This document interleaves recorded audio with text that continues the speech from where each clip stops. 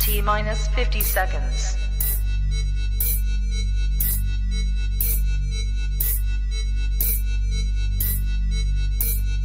T-minus 40 seconds.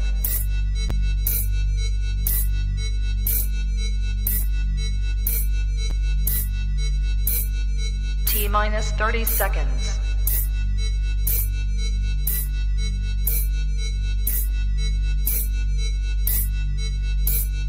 T-minus 20 seconds.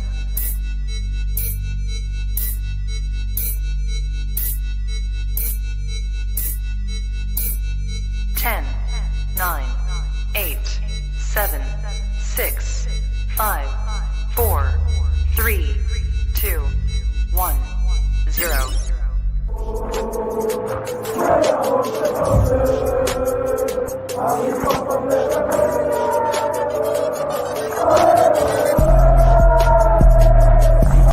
Shout out to Kopish. Shout out to Kopish, guys. Keep all the good work the up. two legends, Emil Heskey, Howard Gill. Can't get much better than that, guys. Yeah. You know what to do now. Like, comment, subscribe. I'm with legends, guys. Kopish. Yes, lovely people. Hope you're well. It's another Friday night. That means it's Kopish Friday. You guys get to call in, speak to us, say what's on your mind, and we can respond if a response is necessary. As always, people, do smash the like button if you haven't already. Subscribe if you're new to the channel. And also, make sure you guys engage in the comment section. But the only thing we ask is you keep it respectful to us and one another. We are very, very proud of our Kopish community, and we want it to stay that way. First and foremost, Drift, how you doing, bro? That was an accident there. I'm good, bro. I'm good, man. I'm going to apologize in advance. There's going to be a lot of sniffling, and hay fever has just got me. I'm Justin Gaethje, and hay fever is Charles Oliveira today, because no matter what I do, it's just roughing me up, man. So, yeah, apologies in advance if I sound horrible, but it is. And then the people might even think it's on purpose, but it's really not. Gully side. Yeah, literally coincidental. Mad coincidence. Coincidental. Jamaica. Very coincidental. Yeah, just quickly before we get into it, I got one bit of footage that might be like very. I can see the comments. It's very basically there's a civil war going on right now, isn't it, in the Liverpool community? And yeah. You are fucking, you bloody bastard bitch, fuck you, fuck you, bloody fucking mother, bloody fuck bitch, you bloody fuck you fucking bloody bastard, benchwood, bloody, you blunder, no, but why, bloody no, why, bloody fucking accident, then what you wanna do? Why you fuck me, I fuck you, bloody bastard, fucking running like lady, eh? Do you know what's the funniest part? I got a shout out to a couple of my friends that are Asian from Pakistan, and you see the word panjod. That's a serious cuss, you know. It is a serious cuss, bro. You know what? Do you know why I know that word? You know Paul Chowdhury, the comedian. He uses it all the time. That's the other reason why I know that word. Yeah, because Paul Chowdhury's hilarious. I thought that's a no joker word still. Fights have started for less. That's all I'm gonna say. But that's the fan base right now arguing over Nunez, bro. It is. It's very weird. It's very weird. Again, you know where I sit on this, and you know where Matt sits on it as well. But I'll be real with you. I'm not annoyed to the point where if I see him rock up at Liverpool, I'm going to be like, what's the club doing? It's just like... Bro, I'm excited, you know. Because basically what I'm doing is, I'm doing the whole, like, whose side are you on? You on Iron Man's side or you on Captain America's side, innit? And right now, I feel like we're the rebels. We're Captain America in a minute. Like, here's the thing, like very rarely has Klopp and their recruitment got it wrong. You can arguably say they haven't got it wrong. Like, but is he the player I'd go for?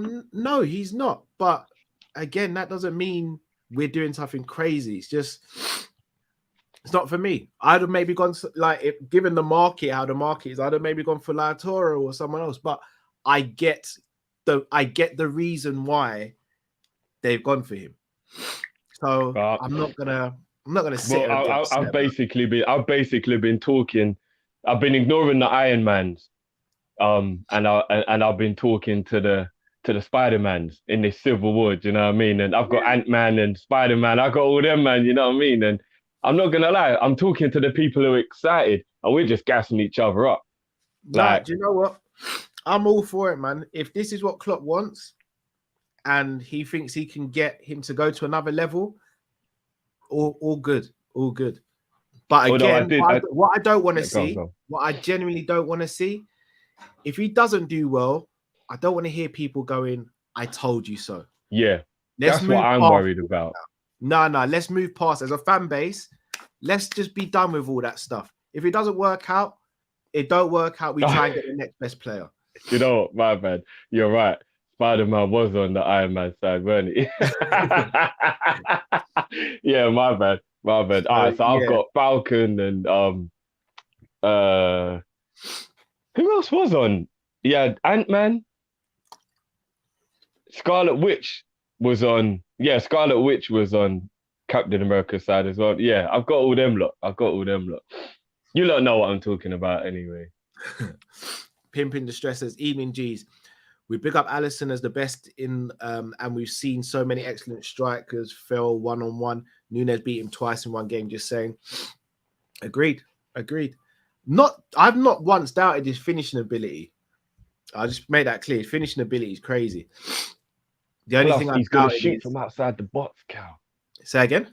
He's going to shoot from outside the box, Bob. He's on site with Nunez. No, he's not. He's not a player that shoots much from outside the box, Drew. No, not in terms of like a Coutinho, but what I mean is if he's got a sighter, he will take it. There's no more of that perfect goal. You know, we always moan that we always seem to always try and score the perfect goal.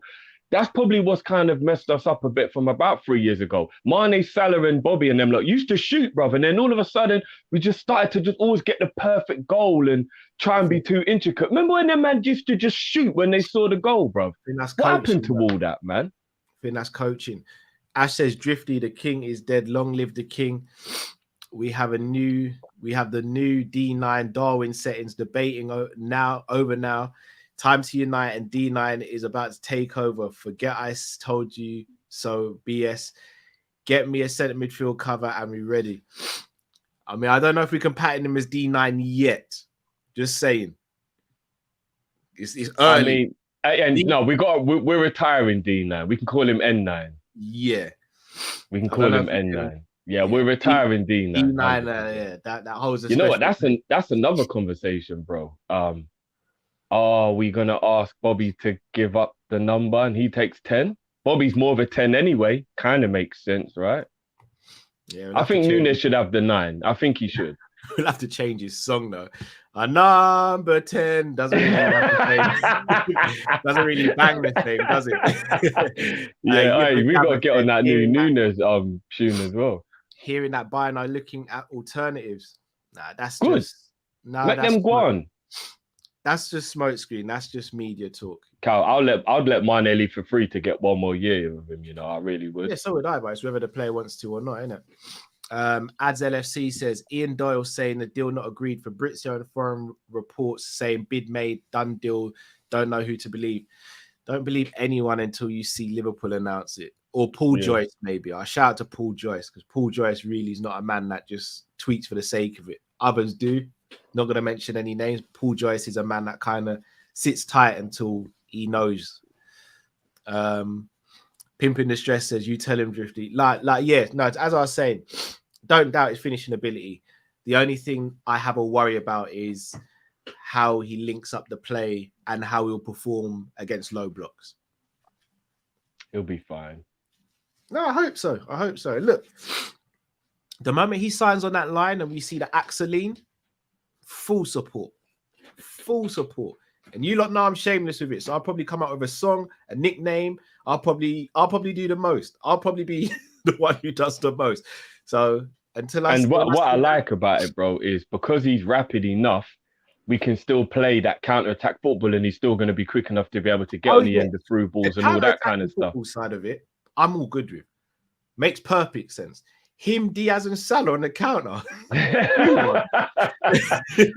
That's a madness. But as I said, we rarely play against teams who give us that space in behind. So I need to see that side. Then he'll just batter his way through, bro. Watch. You'll see. Maybe. Yeah. Aye, Sean's right. 3 months in, Cal will take out his Nunez mask. But it might even be a month and a half, bro. Like, if he goes mad in August, by September, I'll have that mask, even if I've got to make it myself. But yeah, the question I want to ask before we get the callers on. Is this an Arsenal's end of in for Rafinha? Say that again? Arsenal's in for Rafinha. Is that real? I mean, it would make sense for them, but I just don't see how he would. No, I don't say it's all good to try. I get that. How would he? I don't see why he'd go there. He could go to a Champions League team. That's why I laughed, bro. Yeah. Do you think this is the start of a new era? Carvalho, Nunez, Diaz, Konate, players leaving. Genie's gone. Mane looks like he's going to be going. Bobby's been phased out. Yeah, changing of the guard, isn't it? Like, it is actually a changing of the guard. But let's be real. Even though I think Mane is one of the last players that should have been the one leaving, in fact, I don't think he should leave full stop. But obviously, you know, we didn't want to give him the money that kept him interested. I look at Alex Ferguson. I look at Wenger. I look at any of the managers that we have in the past where you can look at maybe a tenure that was like they literally had to do a full transition. Because I'm even thinking about the fact that when we had Rafa was here for 6 years. So he was actually here less than what we've already had Klopp. So he didn't really get to a point where he had to do like a... It's the same drift. Klopp came into... Hold on. No, 2050. Yeah, sorry, a year. Sorry. Yeah, because it's 7 now for Klopp, isn't it? This is 7, whereas it was 6 for Rafa. Yeah, so in October, it'll be 7. Sorry, yeah. Yeah, so it's like Rafa didn't quite get to the point where he had to do the evolution of the team or do the kind of the rebuild the way Fergie and the way Wenger would have, because obviously of how long they were there. So when I look at them two as a kind of like blueprint of what you have to do when you rebuild, other than the 3 or 4 players in the main part of the team, like your Scholes and your Giggs and that, Fergie didn't really care who he was changing to do the change as long as the change benefited the team. And I guess you got to be ruthless like that in order to be a winner, innit? You do. Like, there's so many players in the team that I love, but I understand at the end of the day, there's 1 or 2 players who do have to move on. So sorry to cut you on that. Jamrock will probably agree with me on this. This is where I worry, though, because Klopp's not that ruthless, in my opinion. He's not ruthless, but I think he's realizing every day that he kind of, you know, like when he's rotated more this season than he ever did.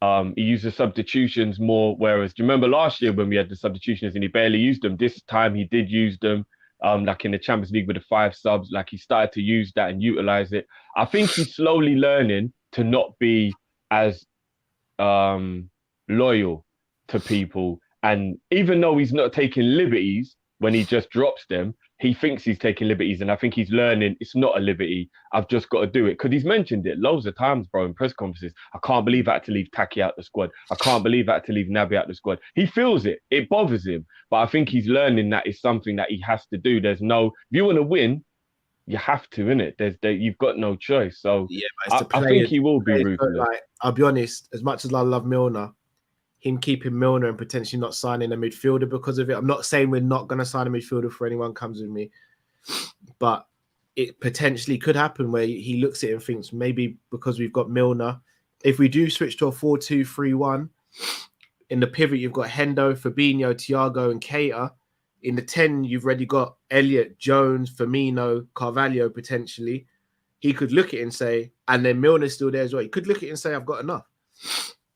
No, maybe, but I don't think that would be anything to do with Milner. I think he's keeping Milner around to have the old head and maybe to bring him into the coaching team. I don't think that's got anything to do with the playing time. Because if he only played 10 games this season with all minutes added up, a year down the line of him being even older, he's not going to give him more minutes than that. Do you get what I mean? So I don't think he's got anything to do with us buying other midfielders. I think he's kept Milner around because you keep old heads around like that because it's just good. It really is. Like, I love that Milner's going to be in the dressing room still, being that winner, being that leader, helping people around. Look what Nunez says. Nunez says Milner was one of the people who helped them settle the most. And they don't, you know what I mean? I know obviously because he speaks Spanish as well, but that's besides the point. That's what you have people like Milner for. Do you know what I mean? That's you have those generals, those people who make sure everyone's in check, everybody knows what they're doing, and they keep the dressing room happy even when they're not playing. And you need Milner. That's why Adrian. I ain't got no issue with Adrian. He very much kept the changing room happy. He really did. Like I'm all good with that, bro. Milner's not staying around because just to be a coach. He doesn't want to retire. He doesn't feel like he needs to retire. And we've kind of seen it from Klopp. He's one of the first players that comes on the pitch when he makes a change. For me, I don't know. I love Milner for the last 10 minutes of a game to see the game out is fine with me, man. Yeah, but what happens if we get a couple of injuries and he becomes a player who goes from being a 10-minute sub to a player that needs to play often? And it's not beyond the realms of possibility because Keita, Flacco, Thiago, they've had their injury issues. That's the reason why, with no shade, it is time to get rid of Ox, get rid of Naby, loan Jones out, and bring another one or two in. It is. And it's not being shady. We spoke about this, so I won't go over it. Naby's got to go. Ox has got to go. Here's the thing. Naby looks like he's going to get a new contract. I know, and that bothers me. It does bother. Not because I don't like him. We just need to upgrade on him, man. Yeah, but here's the thing, Drift. It bothers me that him and Milner both got new contracts in because I don't think it's right of us to say that Milner gets a contract over Naby.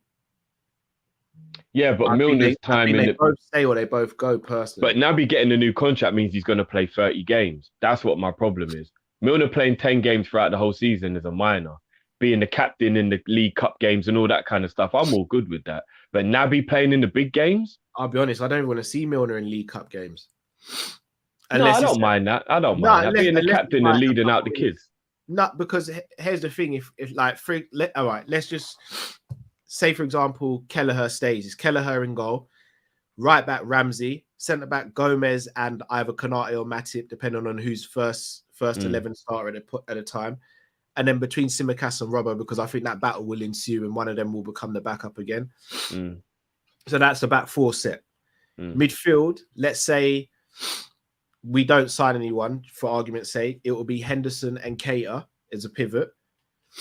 And then what, in the League Cup? No, but Naby will be playing first team games, Carl. That's what I'm saying. That's what. But I'm saying, let's say this is the first game of the League Cup, and we've only had 3 games in the league. I'm going on the premise that Flacco and Thiago will be the first two who in a double pivot. So if we're rotating a full 11, you're going Hendo and Naby, and then on the right again, we still don't really have anyone, but I'm going to say Elliott for now. In the 10, you could maybe go Jones. On the left-hand side, you go Carvalho. And then up top, you go Jota. Or you could go Bobby in the 10, Jota up the middle, and then Carvalho on the left still. So either Jones or Bobby in the 10. That's if we're rotating a full 11. So Milner doesn't start in that team for me. Well, yeah, that's fair enough. But then if you think about the fact that Naby would probably be in the first team, maybe it would be Henderson and Milner that would play in that League Cup game. That's where I'm bothered, because realistically, I think a centre midfielder of the Basuma mold comes in and says, right, I'm now first team. You aren't anymore. But that's why we need to go and get that player. That's what I'm saying. Yeah. Basuma, I'm not hearing good things about in terms of, 1, us getting, and 2, behind the scenes though. So I just think that Milner, even though he doesn't want to retire, he's still smart enough to know that at his age, he plays when he plays. And he'll always be ready and he'll always be professional. You know what I mean? Fair dues, credit to him as well. He'd rather play at the highest level as a bit part than play every week, but go and play for some team that ain't going to do anything. That shows he's still got the ambition to win as well. I rate it. And he's only on 50 grand a week now as well, Cal. How does Matt hate on Nunez when Nkunku had one good year 2? LOL. Matt doesn't hate on him. He just doesn't rate him as highly as others do. Like, Matt doesn't think he's rubbish. This has to be kind of put to bed. There's a difference between us saying a player is rubbish and us thinking a player might not be good enough for Liverpool. We are, in my opinion, one of the 3 best teams in world football. Undeniably, in my opinion. So there are some very good footballers out there who might just not be good enough for Liverpool. The same thing was said of Bowen. People said, yeah, he's good, but he's not Liverpool standard. I don't think there's anything wrong with saying that. It's like I'm saying Richarlison, for example, is dead. He's a dead footballer. Bowen, Nunez, these players will split opinion whether they're good enough for Liverpool or not, but they won't split opinion on whether or not they're a good footballer, or they shouldn't anyway. I think Matt is definitely the most concerned, though, out of everyone. Yeah, he seems to have the most reservations about Nunez, but yeah. I'll bring him round like I did with Mane and Ronaldo and all the other boys. Bajan Barn says, bless up, fellas. Bless up yourself, Bajan Barn. Big up, bro. Get better, bro. Smash a like. I can't get better until Pollen eases up, bro. Like, Pollen's just on a mad one at the moment. Like it's like I owe it money of some sort. Pimp in Distress says, Drifty, I can see Nunez' spirit manifesting on the wall behind you. yeah, I know. The shadow's coming through the window. Jamrock says Mane apparently has family in Germany and Austria, which doesn't surprise me because he came through at RB, didn't he? Yeah, he must have. Oh no, but actually, he left Senegal and went and lived with his uncle in France. I know he had family in France. I didn't know he had family in Germany though. Yeah, remember he was playing for RB Salzburg. No, but wasn't that because they were the team that scouted him from the French team he was playing at when he lived with his uncle though? Oh, I'm not too sure. I mean, he might do. Like I said, yeah, obviously, like, yeah, but I thought it was France he had family. But yeah, if he's got family all over, it makes sense he wants to go back. Yeah. Shaka A says Tillemans valued at 25 mil. Would you guys consider? I'd swap Naby for Tillemans. I would, but he wouldn't be my first choice. I wouldn't be upset. My first choice. It wouldn't be my first choice either. But he'd shoot from distance, which is one of the things that I think our midfielders need to be capable of. That's why I was swapping for Naby. Jamrock, in Klopp's new extension, he wields more power with incomings and outgoing players, bar wages negotiated. He can't do anything about that. It'll be interesting to see how it goes then. It'll be interesting to see. This Gavi stuff. Have you heard about? Apparently, we've offered him 3 times what Barcelona are able to offer him to try and convince him not to sign a new deal. I highly doubt it. But it's not even actually that much, bro, because remember he's a youth player, so apparently it still would only be like 100 and something grand a week. But Barcelona are so broke they can't even offer him what like they would like to offer him. Apparently, anyway, that's what I read. Cannot see us offering a 17-year-old 100 grand a week. I just can't see him leaving Barcelona. If he wasn't Spanish, I would believe it was possible. He's Spanish, man. He's not leaving Barcelona. He's not. Biggs 1871 says, Cal, buy Alivia, Hay Fever, Summer Killer, like Nunez. I'm going to try it. I'll try anything right now. Big up yourself, John. Very generous. Big up, John. Big up, bro. Big up, Callum, Matt, and Drifty. Thank you, guys, for the great content. Thank you, John, man. Yeah, man. Big up as always, man. John's always been there from day. Ali says, about time we get a natural goal scorer. We eating good. That I agree with. We have needed one for a little while now. Promo says money could have been spent on De Jong and Skamaka. Yeah, could have been. Not sure what's going on with the whole De Jong thing, though. I don't think we need De Jong. He's a brilliant player. But when we've got Flacco and Thiago, we don't need De Jong. We need somebody different. We've got too many samey players. Do you know what I mean? If we're going to go and get another midfielder, he needs to be like energetic, able to get around the pitch. Like De Jong's not that, is he? De Jong's silky and stylish. He's not energetic. De Jong gets about still. He gets about, but you know what I mean? We need that. We need an athlete in the middle now, Cal. Yeah. That's what I mean. Like we need an athlete. No more this silky stuff. We need some athletes, man. Like I want Sissoko with a good brain. You know that type of player, like Kante. That's what I want. Pete Kante, bro. That's what I want from. So, Mr. Darcedrius says we need a controller like a Neves or Yuri. I think we don't. I don't think we've got that in Thiago, guys. Yeah. Sultan says since Spurs don't want Ndombele, would you take him? Absolutely not. Only because of his attitude, not because of his ability. No, I'm not going anywhere near. All right, people. Phone lines are open. Come true. Talk to your boys on Team Kop-Ish. Shout out to all the members as well from the Call-In show we had on Wednesday. That was a brilliant show, man. We are going to keep it limited to 2 minutes per person, just so we can get as many people on as possible. So if we rush you along or we're hurrying you up, don't feel. Let me get the timer. We just want to get as many people on as possible. Let me get the timer ready. I see Joel in the comments as well. Bless up yourself, Joel. Joel. Nah, it's in Joel Villafana. Oh, okay. Yeah, but no, big up yourself as well, Joe. I thought you meant Bayer. Yeah, I thought you meant Bayer. I was going to say Bayer in the building, Bayer. Oh, Bayer is way too busy to be jumping on streams watching, bro. Don't say that, bro. Nah, not even in a rude way, bro. He's probably as in like no one's too busy for us. Come on now. No, I'll be honest, bro. I don't even know. I actually don't know when Joel sleeps, bro. It's actually scary. Yeah, nothing do. All right, bro. Right. On the aeroplane, that's when he sleeps. I don't even think he does, bro. I reckon he's probably interviewing people on the plane, bro. Joel's let me get the time. And the cheeky sport boys.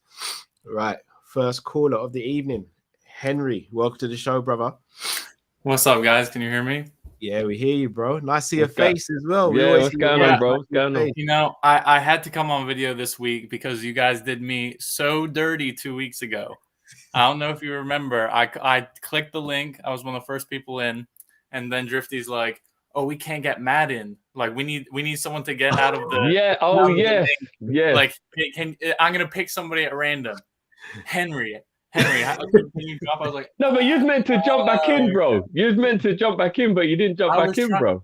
I was writing cringy messages in the chat, like, "Please, I'm trying to get back in." I swear, Cal was reading them. Reading them. I saw his eyes like this. He was like this. And he's like, "I'm not even gonna respond." You're killing me. You know, just for that, I'm gonna reset your timer. You get some extra time, bro. You get some extra time, bro. What's going on, bro? You good? No, I am good. I just wanted to call in. I've said this like through a super chat on Grizz's stream, so apologies if I'm repeating myself for anyone, but I wanted to like be specific about what I feel like is our problem with pressing against low blocks. And like I value the Klopp system, pressing. Obviously, he's a tactical genius. But what I don't like about it is that, and you saw it in the final a lot, we would have like, let's say like 60 to 90 seconds of us like passing around the perimeter, maybe like a pass into a Thiago or to a Henderson or something, and then back out, and then maybe a failed cross, and then it circles around again, what have you.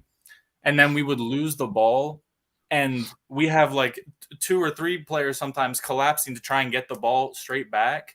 And we're like putting a lot of energy into it, and you can tell that it's tiring us.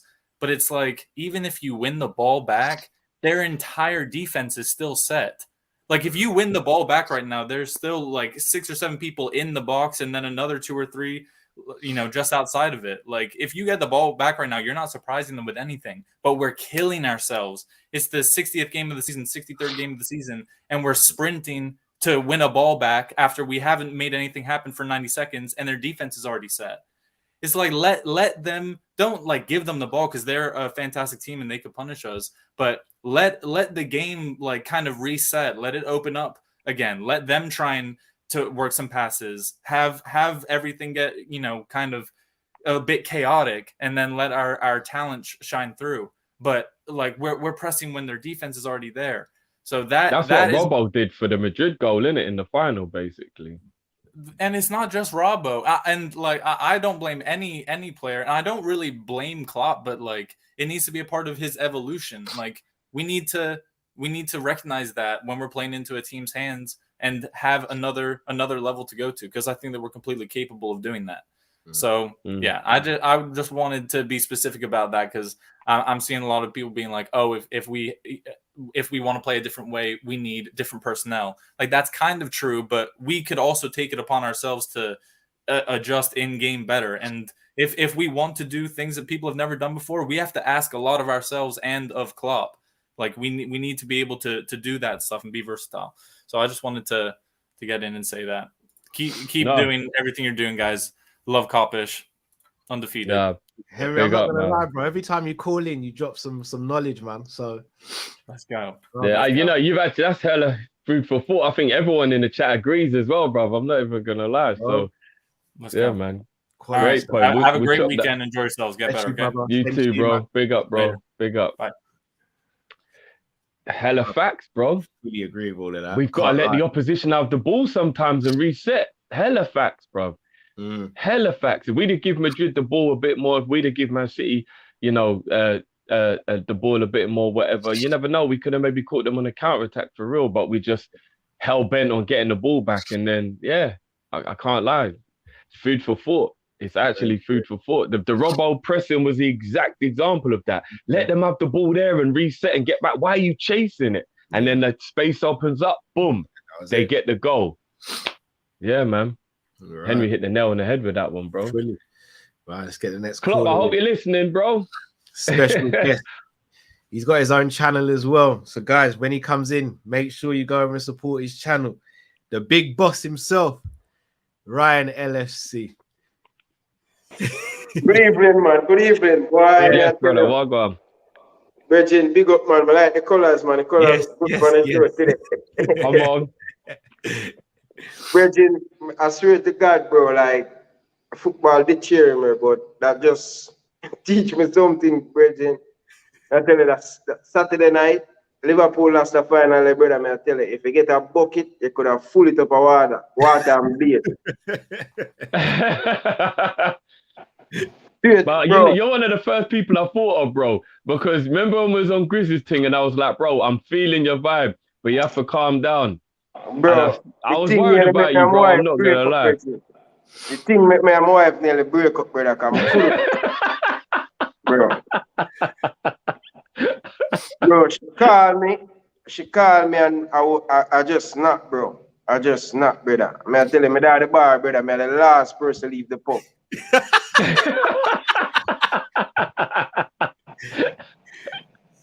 I couldn't believe Liverpool lost the final, like Bridget. I tell you, say, yo, I tell you. The other night, I wake up, I jump up, brother. Because I end up at the pub and take picture of the trophy, Bridget. And I tell you, bro, like, the thing messed me up big time, bro. But that show you how football is so cruel, Bridget. But what more I talk about still? You see the goal score for Liverpool, a lot of people are blame Trent. Right? Robbo was out of position and Van Dijk, too many times Van Dijk jockey people, man. Sometimes you have to approach them to block that score to come across. Trent position, everything was perfect, you know, although Trent never check, you know. And that me I tell you, say, I know that if Liverpool give the man them one chance, and I tell myself, say, the only way I can lose that game, not taking our chances, Bridging. That has been affecting us. Bro, for the chief final them Liverpool play, and this me can't understand people.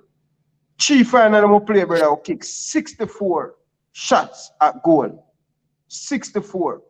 Right? And out of that 64, Bridging, 49 of them on target. The chief final them will play. That's how football stays sometimes. Yes, you know, want somebody from the midfield who's going to get that creativity. I would love for it, Bridget. But football is so cruel, Bridget. One little mistake will make, and Liverpool have that in them, you know.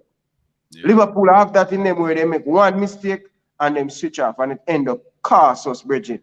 But I know you guys, I don't want to bring back you guys in a flashback, Bridget, but I still recover from that, Bridget. Like, I lose so much money. I work, I have a PO today, I have a PO today. You understand? I have to go buy a jersey. You did the bet thing. Oh, bro. Right. Oh, bro. Mash me up big time, but yeah, but I want to talk that striker that will link to from Uruguay. I don't know much about him. I watch some clippings on YouTube, Bridget, but the man terrible, bro. I don't know if it's the next undercard. Is it? Nah, Bridget. Trust me. We'll be good, bro. We'll be good. Trust me. Trust me. We'll be all right, man. I never let you down yet, bro. We'll be all right, man. We'll be all right. Bridget, I'm going to leave, you know, but I'm going to tell you, sir. Writing a message my Instagram yesterday. Origi, leave, Bridget, like,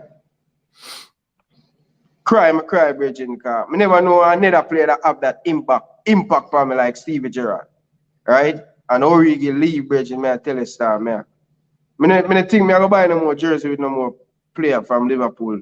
Don't need to put the jersey name in the thing, brother. I stopped doing that years ago. Yeah, I stopped doing that. I stopped doing that after Michael Owen left, bro. Swear down.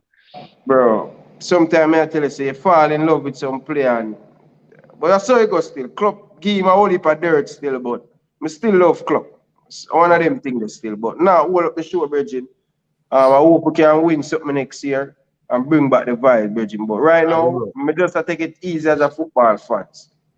I just take it easy, Virgin. Nearly matched me up, Virgin. May I tell you, I nearly done the background painkiller. Nearly a 5 day, brother, after I leave the I swear, bro. Mash me up, brother. Man's back on the painkillers. No, bro. We'll be all right, bro. We'll be all right. We'll be all right. Man, we got this. All right, no love, Virgin. No love, brother. People, smash the like button, man. Smash the like button. Jesus Christ, man. Bro, smash the like button, people, man. Come in the chat, NT, bro. Like the video. Like up the video. It help people. Thank you. Look a bit. Big up, man. Bless, brother. Best. Love. What a legend. What a legend. Guys, make sure you go and check out Ryan's channel as well. Ryan 100%. LFC on YouTube. Great. And I hope I hope everybody appreciates my sacrifices, because my manifestation has actually cost me. You see how you never get nothing for free in life, Cal? All these players I wanted, I'm losing Origi and Mane in the same summer. Do you know what that feels like, bro? No, it's a lot. Maybe you should consider how I feel though when you never get the player you actually want. Yeah, my mum, and players you love still leave. So. No, but at least Bobby's still here. You know what I mean? Like, Bobby's still here for now, bro. I'm just like, I can't believe it. I asked for Diaz and I got him. And I asked for Nunez and it looks like I'm getting him. But then I just have Origi and Mane both taken away from me at the same time. This is heartbreaking, bro.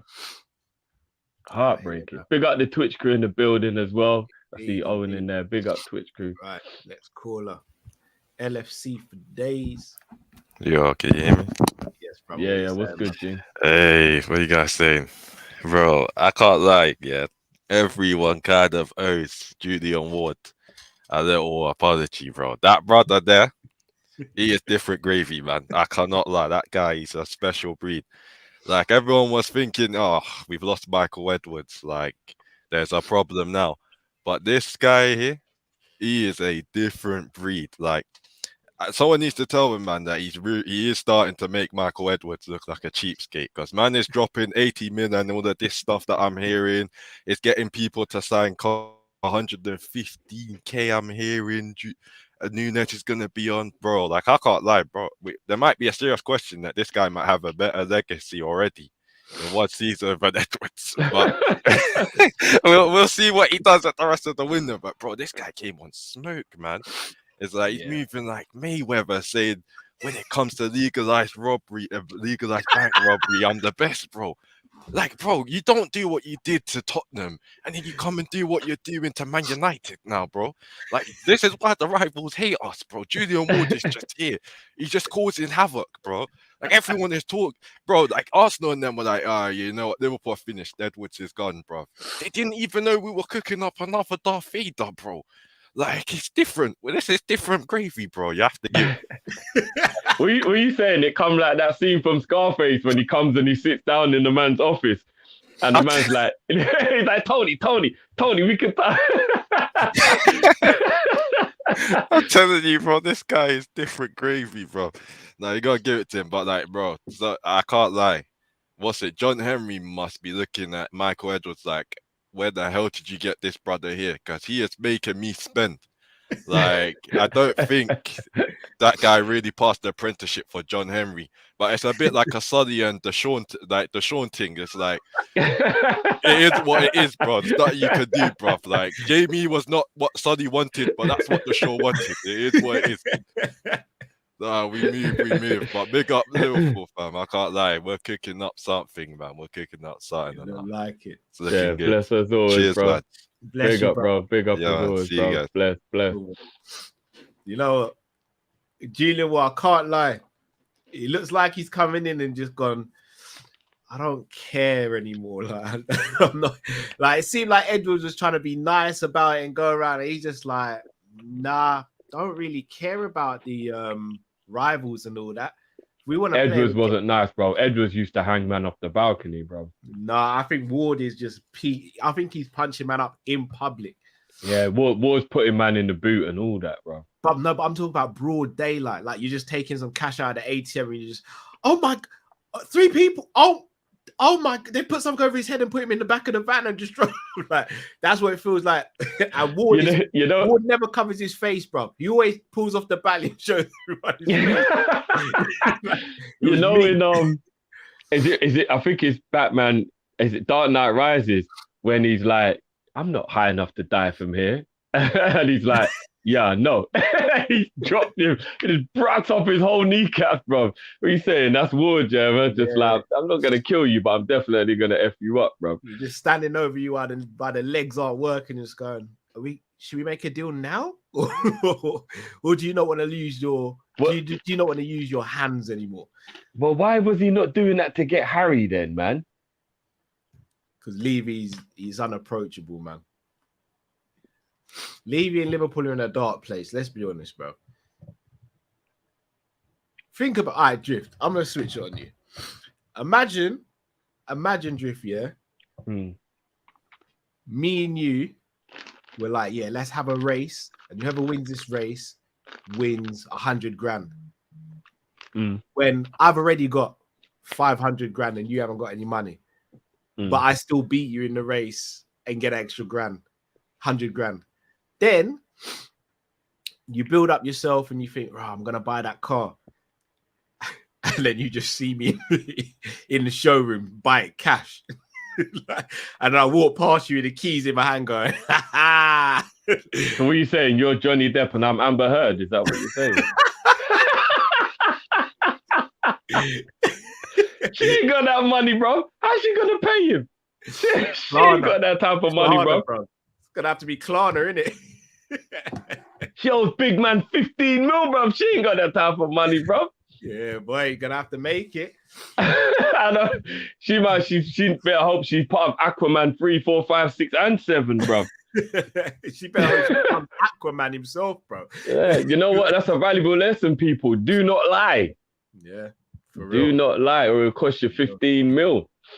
But this is what I mean, bro. And then if I saw you at the barbecue drifting was like, yo, what's good, bro? Are you gonna stop there and speak to me, bro? No. You'll probably keep the barbecue over at me, bro.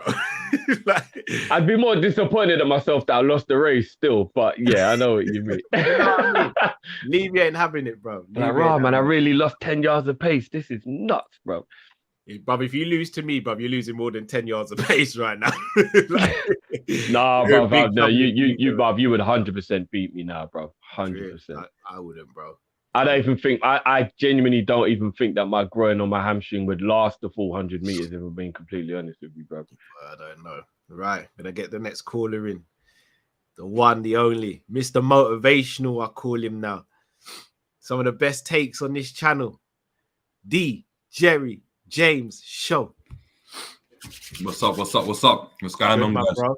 Yes. Well, another brother that I spoke to afterwards, and I was thinking about him, hoping his girl wasn't getting the backlash. Well, I'm happy, man. I'm feeling happy. This Nunez talk is it's invigorating me. Not only because of the player. There you go, bro. There you go. Breathe it in, man. Breathe it in. This is what I'm saying. It just suggests to me that we're doing something. We're changing something. Like, I've been screaming it the longest, and I've been saying it. As Liverpool, we've done amazing. It's our best team and stuff. But what we've done isn't enough, unfortunately. Salah, Mane, Firmino, whoever we've had in our team, having verged the way we play, is taken off to that point where, yeah, in any other season, we would have won the league and won the Champions League and all sorts, but we haven't been able to do it. So something's got to give. If this was basketball, and I know Matt's into basketball more, but like Jamrock and everyone will be able to attest to it. Klopp would have been gone by now, but not because he's not a good manager, but because it's like, well, it's not working, so it's easy to get rid of the manager. Now, I'm not saying we suggest to do that, but we need to change our system. And for me, Nunez exemplifies that, because an £80 million player is going to be your starter. Is going to be your starter. Therefore, he's going to be part of that spine. Everything else is going to be around him. It's a transition away from the inverted forwards, and it's more. I'm telling you, that's going to be Robbo and Trent just putting crosses in for a number 9 with 10s in behind, and I think the 10s are going to be Elliott and Carvalho, in my opinion, with Jones rotating. Okay. I'm not too happy about that. I don't see us getting another midfielder. Unfortunately, I feel like Diaz was brought in obviously in January, but was supposed to be for the summer. So I feel like that's us basically done. We might obviously get a right back as well, because Trent, apparently I was reading, he's in critical condition for like 50% of all of the season. In terms of his analytics, he means that he was like overly tired for 50% of the season. I just saw that the other day. Crazy. Really crazy. Yeah, man. Yeah. But before I head out, because obviously it's a quick one. I've got some controversial opinions, and it was like, and I want you guys to give your take as well. So before I head out, I'm going to give mine, but I'm going to head out quick because I know I'm going to get So my controversial take is, and it hurts me to say it, I don't see us winning the Premier Champions League in the next 5 years. Anyway, subscribe to Kopish. And if you can, follow me, obviously, on Instagram and stuff. We'll be dropping some stuff soon. Shout out Klopp Zone as well, because I'm part of them. And yeah, peace out. I hope you guys can give your hot take as well. You never walk alone, guys. Peace. Raw. Nah. I'm going to be real. If I'm sitting there in 5 years' time about a Premier Champions League, I ain't going to be the same happy, jovial. I'm going to be a bitter man. Do you know how bitter I'm going to be? You're going to want to kick me off Kopish. I'll be bitter. You know that old man who just sits in the front room, bro, with a cigarette. Don't even smoke it, but it's always lit. Jerry just said we're going to be. He just said we're going to be an elongated version of Kenny's second spell / Hodgson. Because Rafa won the Champions League. Julia won the UEFA Cup. So, the only other part in our history where we didn't win one of the big ones was that transition of the Brendan. Oh, it's going to be Brendan, Kenny, Hodgson. No.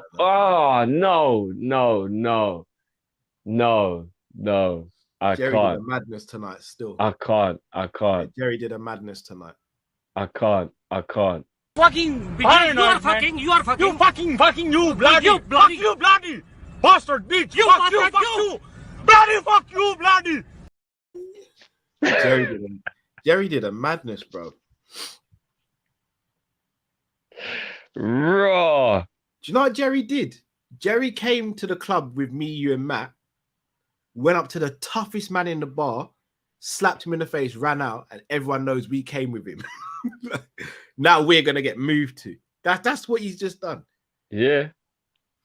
Jeez, nah. We're winning side next year. Boy. We're winning side next year.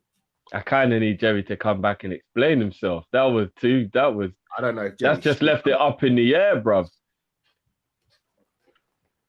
Oh, bloody fuck you, bloody fuck me, fuck you. Jesus. Yeah, boy, that was nuts. Boy, all right. Let's call the legendary John Moore. There he is. What's happening, bro? Not bad, hey, things. Not too bad, brother. How you doing? Not too bad. Not too bad. Like taps. Taps are very nice tonight. No. Let me explain. Didn't because obviously the Jamaica game. That's why. No. Jen actually like taps. I'm not gonna lie, John. You got me moving kind of scared on there nowadays, bro. But now I'm feeling the top as well. Just quickly, Darwin Nunez, Berlin signing of the summer. So that beats Haaland out the window. Oh, you think he's better than the Haaland signing? I think it's better than Haaland signing. I think he scores more goals than Haaland next season. Ooh. I don't think there'll be much in it. I know people looked at me sideways. I don't think there'll be much difference between the two. I'll be honest. See Haaland in his injuries. I don't think he works in the Prem. Ooh. Well, here's the thing, John. 181 days he missed in the last 2 years. 14 injuries in total. 4 of them were knee related. I do think there's a little bit of a question mark over his fitness. I know Cal made the good point that he's a growing boy, he's young, and obviously that can happen to a lot of players. That is true, and maybe he'll grow out of it. I remember Gerrard at that age used to get injured a lot. But at the same time, you still got to think to yourself, or is it just that maybe he's an injury player and he's just going to be like that all the time, like Sturridge was? The Prem's much more physical in the Bundesliga. So if he's that injured that much in the Bundesliga, then he's going to get more injuries in the Prem. I don't see him working out. He's going to do a nappy. Ooh, raw. I mean, keep manifesting, bro. I'll move down, move forward. I mean, obviously, I don't wish injury on people, but if it stops City winning, then you know what I mean. No, it's going to do a nappy. Wow. It's just hella controversial opinions coming in today, boy. But we'll see, man. So you definitely think Nunez will be a better signing than Haaland?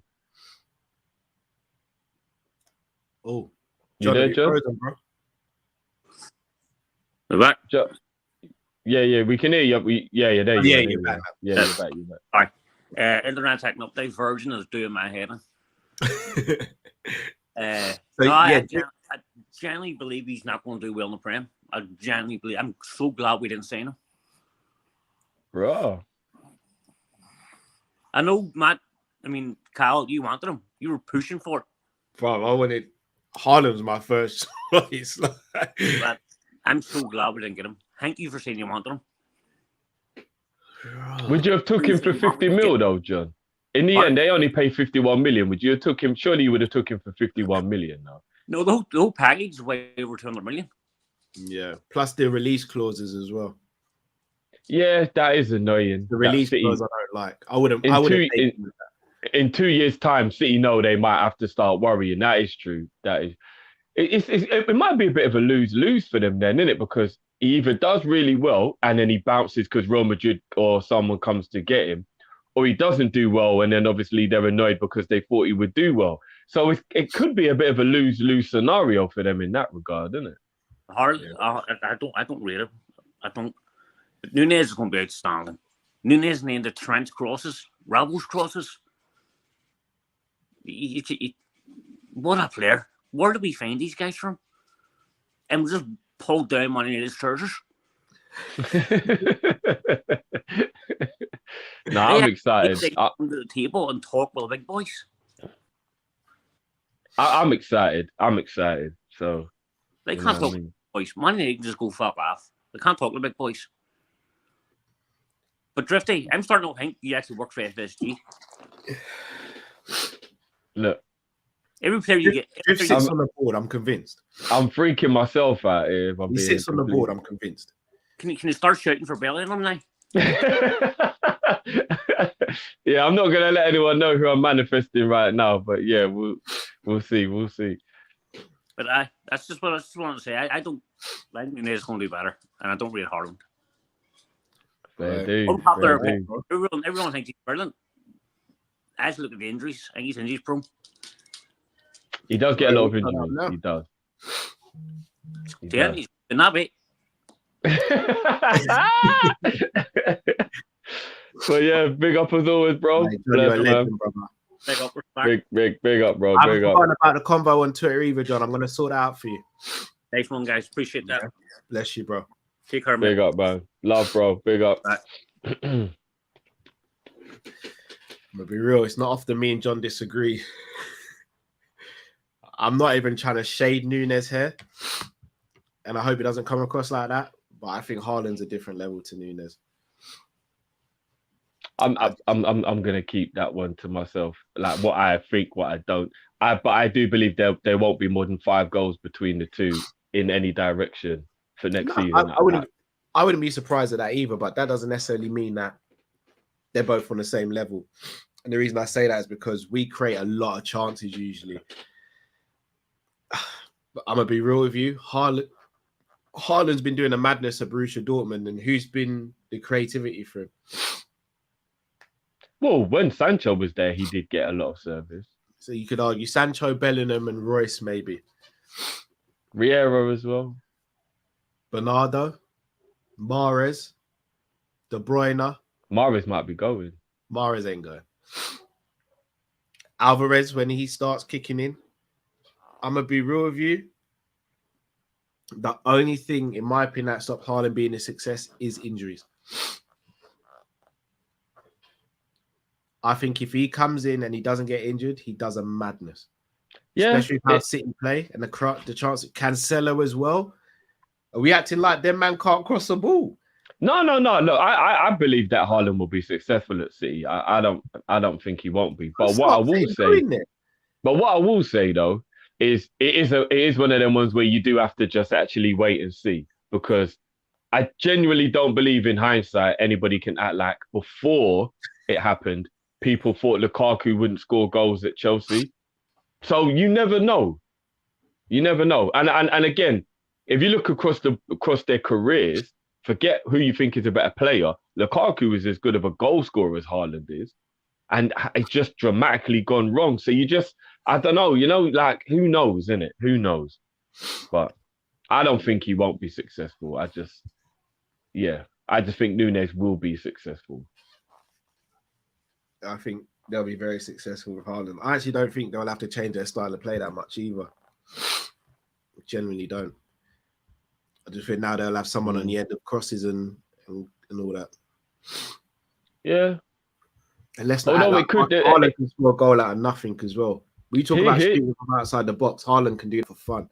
Here's the only thing, though, that does change what happens with City is they won't have as much control of the game, because that midfielder that normally drops in and who is that false nine for them and drops in and gives them extra men in midfield, because Haaland won't do that, they won't be able to have as tight of a grip on the game as they used to. That's the only thing that will be interesting to see what happens.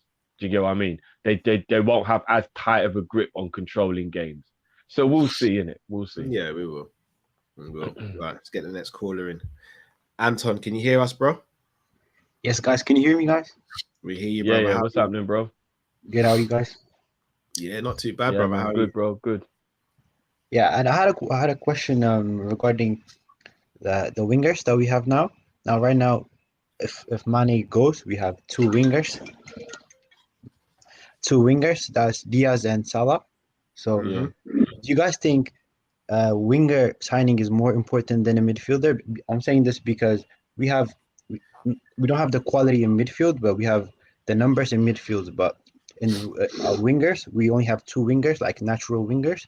So God forbid, like say one of the wingers have a season-ending injury, then we're gonna have to rely on Jota for the whole season. So do you guys think a winger signing, if Mane goes, is more important than midfield? That's my question.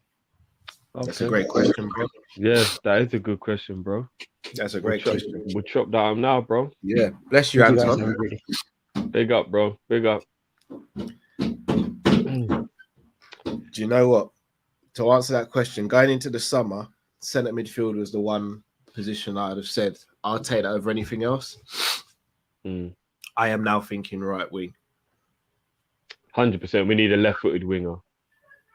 We need another left-footed winger. We may actually need one more than a centre midfield. Don't get me wrong. If we need a centre midfield and I had to rank it, it's 9 out of 10. If it's the right wing, I think it's a 10 out of 10. I think it's a position we definitely have to get cover for. Yeah, remember that was what we said coming in when we didn't know that Mane was going to go. The three positions that we said we needed was a right back, a centre midfielder, and a right winger. Those were the three positions. Bringing Nunez in to replace Mane doesn't change that, really, does it? Because Mane was playing down the middle for the last 3-4 months, so it doesn't actually really change that. He's right. Anton's right. We 100% still need to go and get a backup for Mo, because let me be honest with you, Cal. We can't have Mo not only running himself into the ground by playing every single game when all the other guys can be rotated, but it's also making it easier to make him predictable, because he's playing every week, he's getting tired. Do you know what I mean? And I think what we need now I would, especially with us signing Nunez. Do you know what I would actually want that winger to be, Cal? Obviously, you know I'd love it to be Anthony or I'd love it to be Anthony or Rafinha or a player like that. But you know what I'm really, really intrigued, or what I would love now? It would be Gnabry, bro. Because it would be a right-sided winger who's right-footed, who's fully capable of coming inside on the left if need be, but can go to the byline to put them crosses in for Nunez now, or Jota, who'll be in the middle. So what happens is you don't go like for like. You either got Mo or you'd have Gnabry. So you mix it up, bro. So if it's not working as well, your substitution isn't like for like either. It's the same position, but it's a change. Gnabry now takes the defender to the byline instead of coming in like Salah has. Like, I'm feeling that, bro. A player with both feet, Usman. Yeah, it's just the injuries with Uz, though. It's just the injuries. I know, bro. but I reckon he'll be all right with us because Do you think what in our intense thingy in the Premier League, bro? We'd manage him properly, man. Possibly, you're right though. He can literally go left foot, right foot. It doesn't matter. He doesn't care what foot you. But I'm feeling the Gnabry thing though, bro. I really am. I do hear where you're coming from with that. I do. Because remember, Gnabry's no slouch on his left foot. So if he's got to come inside, that you know what I'm saying? He can still hit a shot with his weak foot, so he ain't no slouch. But he can drive to the box, spread the play out wide, take a fullback with him, leave space in the middle, then cross the ball in, or beat his man at the byline and come in. You know what I mean? Like you've definitely turned me around in the last 18 months on Gnabry. I thought Gnabry was good. I didn't think he was top quality. And you really did put me on and make me realize a few things. And ever since you did, I've noticed Gnabry is a very, very, very good player, man. He is. Yeah, I'll be real though, because I want him, we probably won't get him. So. yeah, I hear that. But he's in advance. He's actually my manifestation now that I think Nunez is already done. Like I've already started cooking the Gnabry stuff, but I think I'm being unrealistic because they want 60 million for him, and we're not going to do that. Especially with it, only maybe the Mane stuff might make us go. But you know what? If you're not willing to spend a certain amount, maybe. In fact, let me actually say this. I don't know if you lot heard my voice note, bruv. Are Bayern Munich smoking the highest grade budge? Yeah. They wanted to give us the add-ons if they won 3 Champions Leagues. And Mane won 3 Ballon d'Ors. Yeah, they used a chalice. They're using a chalice. What the fuck are they talking about? Yeah, they're using a chalice, bro. They're not just using puff. It's a chalice. Bruv, they must be on the brown, bruv. Yeah, it's chalice, bro. It's chalice. Flipping no, them man is on the angel dust, bruv. You know what I'm saying? All up in the pigeon coop, bruv. Like, what? Hold on. How? Look, even the 3 Champions Leagues is one thing. 3 Ballon d'Ors. You want Mane to win the Ballon d'Or 3 times before you have to pay us the rest of the money. Yeah, it's done. Who's won 3 Ballon d'Ors in the history of football other than Messi and Ronaldo? I don't know if anyone's even done that before. Of course not. That's why they're trying to do it. They're trying to stifle. Oh my days. They know that ain't happening, man. Right. I'm surprised. I'm surprised that didn't turn into Tommy versus Ghost, brother. War just. It probably has knowing Julian, bro. M. Tarmizi, welcome to the show, brother. What's going on, guys? Yeah, can you hear me? Good. Yeah. We can hear you, bro. Can't see you. Right. Yeah. All good. No, it's just a black screen, bro. It's black screen. I could see you in the background. Oh, I think it's gone mad today. Do you know? I think it did this last time, and then it kind of corrected itself halfway through or something. I think, yeah. I think Daniel Levy's doing madness again. Yeah, he is, bro. He is. Yeah. What's happening now, bro? You good? Yeah. Just a couple of questions. Go to, bro. Firstly, the first thing is, do you think that football transfers in the modern age of football is down to the merit of football directors? So when I look at it, it's not just from outside like Julian Ward, but people like even Ralf Rangnick, Ocampos, and the brother, I can't remember, Paratici from Spurs. So they have a huge football network. So I just want to I just want you guys to chop it out. Yeah. I mean, even when we had my man, what's his name, Cal? You're the memory guy. Yeah, there you are, bro. We can see you now. Yeah. You know what? The bad boy we had that got us Suarez and was the one who was involved in the whole Kamoli. That's it. Yeah, Kamoli. Yeah. I think they have a huge impact in transfer saga moving forward. So the second one is a bit tacky. So sorry, just repeat the first one, please, bro. Football directors, are they the ones who have the most influence in transfers? Good question. Yeah, and then the second one, you have 3 different scenarios. You're the protagonist. Which one would you pick coming to the Champions League final? First one is you're the third choice goalkeeper, probably Adrian or Loris Karius. Alisson got injured. Kelleher got sent off in the second half. VVD nick a goal. And then last minute, you pull a fantastic save from Modric penalty spot kick or Benzema. Oh, by the way, against Real Madrid. Yeah. Fun them, yeah. Second, you're Van Dijk, the second scenario, but your back line consists of Owen Beck, Conor Bradley, and Billy the Kid. Tyler Morden as your CDM. Oh, and then you scored a bullet header in the 90th minute. And thirdly, you're Mo Salah. Basically, you scored 2 fine goals in the first half. One from half volley, second from robo cross. And then James Milner got sent off. Benzema pulled one back, and then Tchouameni, who we are chasing this summer, scored, put a dagger, but rest is not over. 119th minute, just before the penalty shootout, Salah, you scored a wonder goal, Messi-esque solo. So that's my question for this week. Just wanna hear you guys from it. Cool. Yeah. Thanks for having me, guys. Always, bro. Big bro. up as always, man. I appreciate you staying up as always every week, Yeah, man. yeah, I'm always, blessed, bro. Big up, brother. Big up. I've got my answer, by the way. You'd be Van Dijk, innit? Nah, Salah, man. Oh, okay. I'd never score a goal like that in my life. So okay. That was my dream, innit? Do you know what's crazy? I would be Van Dijk. I would be Mo, yeah. I would like that's my answer. But there was always something I loved about putting on the gloves at the park and going in goal and making a save. I don't know what it was, but it did give me a buzz. I can't lie. I don't know. Have you ever gone in goal and pulled off a worldie of a save, bro? Yeah. It's a buzz, isn't it? It's actually a bigger buzz than I think people realize. Goal and been packed in as well. No, but remember his scenario was you get the game-saving penalty in the 90th minute from Modric.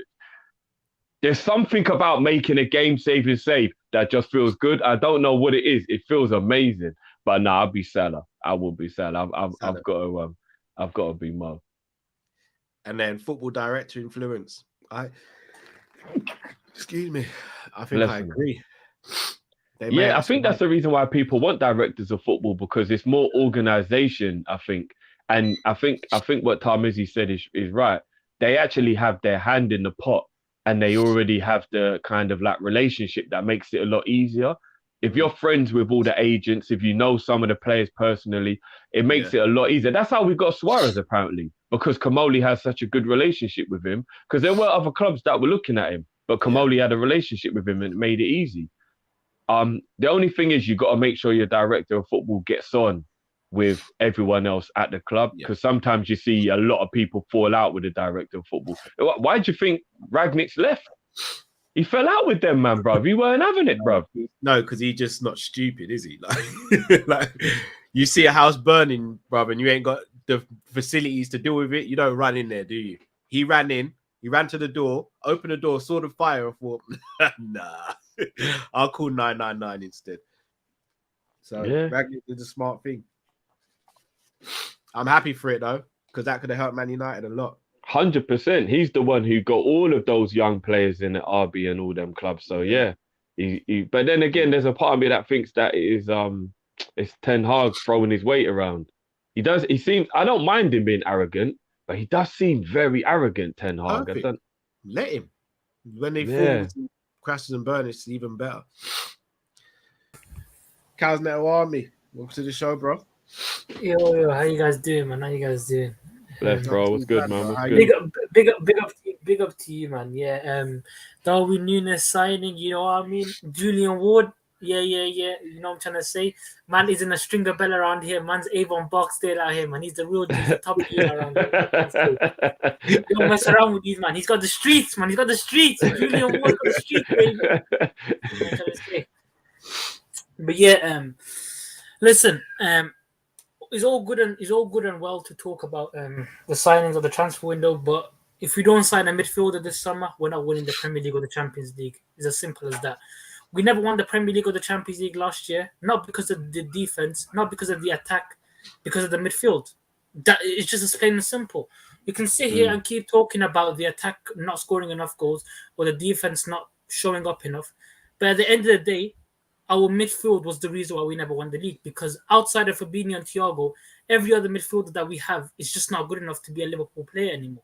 Jordan Henderson, if he wasn't English and if he wasn't captain of Liverpool Football Club, there will be a lot more people jumping on him and saying, let's get rid of him, because we know he's not good enough. That's just a fact. Curtis Jones is never going to make it as a Liverpool footballer. Sometimes you just have to accept and agree that sometimes you can't just sit here and say, Curtis Jones, we want him. The guy's just not good enough to play for us.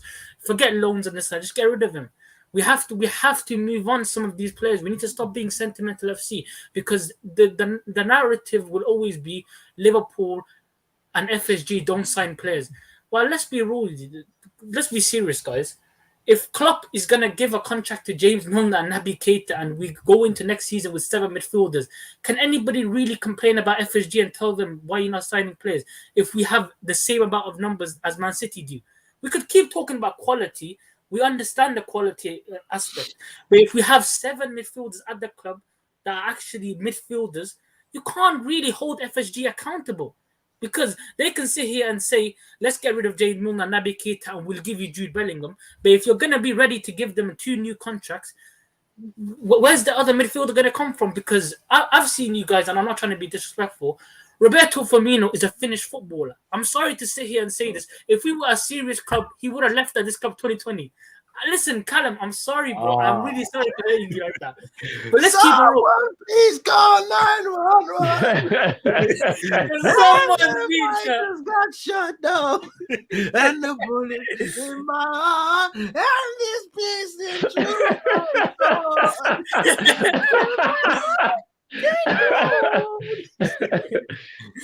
Damn. Nah, man, I'm sorry to gun you down like that. Go for your go for your Go for your Nah, but listen. I love Roberto Firmino, but if we're not going to be sentimental, the guy should have got sold in 2020. If we're going to be serious, last season he didn't really contribute, in my opinion, enough. And if we're keeping Roberto Firmino, like, if we're a business and we're looking at it through a business and year-on-year basis, you keep a player based on what they are going to do for you, not what they have done for you. Roberto Firmino, what has he done for us that much this season? And what do you guys think he will do for us? Jose. Plays in my old phone. He's been in this club for long. But then, guys, it's a serious talk, isn't it? Because no, do you know what I'm just definite conversation. Do you know what I've actually read for the past few weeks, and I actually didn't believe it till I saw it. But then when you look at it, it's actually funny. You know, since 2018, we've actually only signed Thiago as a midfielder for Liverpool Football Club in the last 4 years. We've only signed 1 midfielder in the last 4 seasons. That's a disgrace if you look at it. Look at it in face value. We've signed more defenders than midfielders. We've signed more attackers than midfielders. We've even signed more goalkeepers than midfielders. Andy Lorigan and Adrian. We've signed more goalkeepers than we've signed midfielders. That's mad.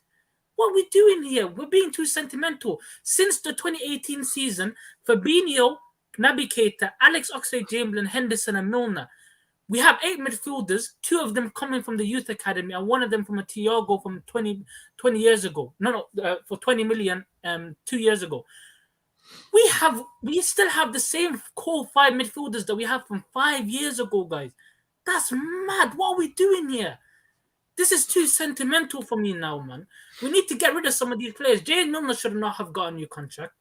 Henderson, based on this is a question for you, Cal, and for you, Drifty. Based on what Henderson did last season, if he wasn't given a contract the season before, would you give him a new contract this season? Because for me, the answer is clear. I wouldn't give him a new contract. Naby Keita doesn't deserve a new contract. Curtis Jones should be sold. And Alex Oxlade-Chamberlain should get flogged all the way to West Ham. We need new signings, guys. Midfield is absolutely bare. And here's the question for you guys. If we don't sign a midfielder, will we win the Premier League or the Champions League? Because for me, we won't. Because we will finish maybe 1 or 2 points behind. And then it's going to be the same rhetoric about, oh, Jurgen Klopp, this. I'm sorry, the defense gets blamed too much, in my opinion. And the attack gets blamed too much. They are doing their jobs. The midfield isn't. Now, Thiago and Fabinho are 2 world-class midfielders. But outside of that, our midfield options wouldn't look out of place at Crystal Palace, Southampton, or not even West Ham. I think West Ham have better midfielders than us outside of the 2 world-class. It's just not good enough, guys. But listen, I'm not going to hold you guys up to that. But listen, that's all I'm going to say. 4 years, 1 central midfield signing. We keep on gassing up this midfield, and let's keep a rule. Our midfield just isn't good enough. Like, if we weren't sentimental, we would have got rid of probably 4 or 5 this season.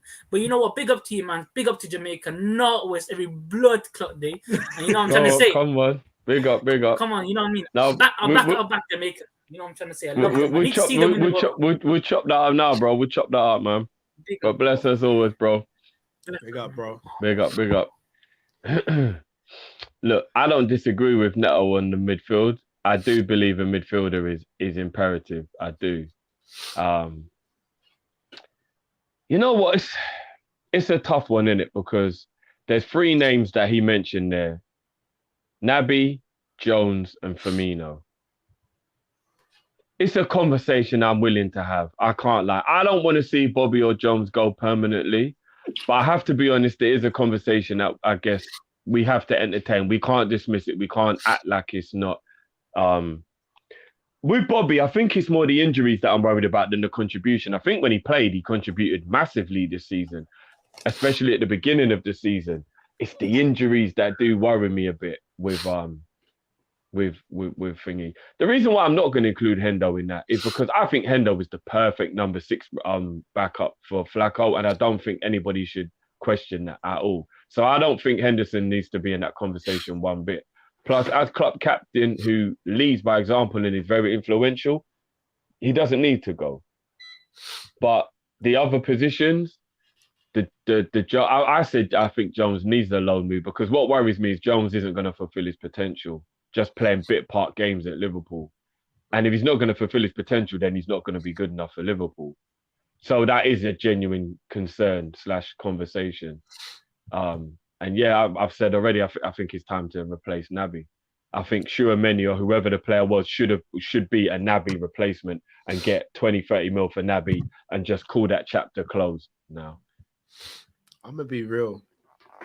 I know it's very weird seeing the comments after Neto said what he said. Carl's Neto already said what he said.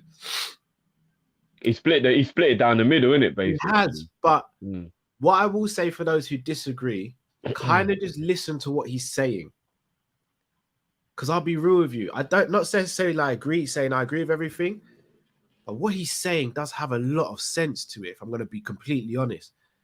Like, I love Henderson, but I think there's a genuine question. If he wasn't English and our captain, would he get the sort of protection that he gets? I don't think he would. I genuinely don't. That's a lot of ifs and buts, though. Do you know what I mean? I'll be honest, though, Drift. I think history's kind of showed us that he would not get that sort of protection. No, because he's earned that protection. That's why I don't think that's a fair. I think it's a bit disingenuous. Henderson has earned that protection. It's the reason why I have an issue with people comparing Naby to Henderson. But here's the thing, Naby hasn't earned anything like the way Henderson has. But here's the thing. He's earned it, but we also have to look at what he's doing now. Yeah, Bobby's earned his flowers, but Bobby should be a starter, though. No, that's why I think they're both good bench players now. Henderson and Bobby are definitely squad players. Nobody would argue they should start. I don't think anybody would argue they should start. If they're not good enough to push the starters, are they good enough? Because in my opinion, Bobby doesn't push the starters anymore. And I don't think Hendo pushes Flacco to start either. Oh, no, I disagree with that. I think depending on who the opposition is, because he's got better lateral movement. Flacco's lack of movement does worry me sometimes. I can't lie. He's very sluggish around the pitch. Like, I do get worried about that sometimes. Fair enough.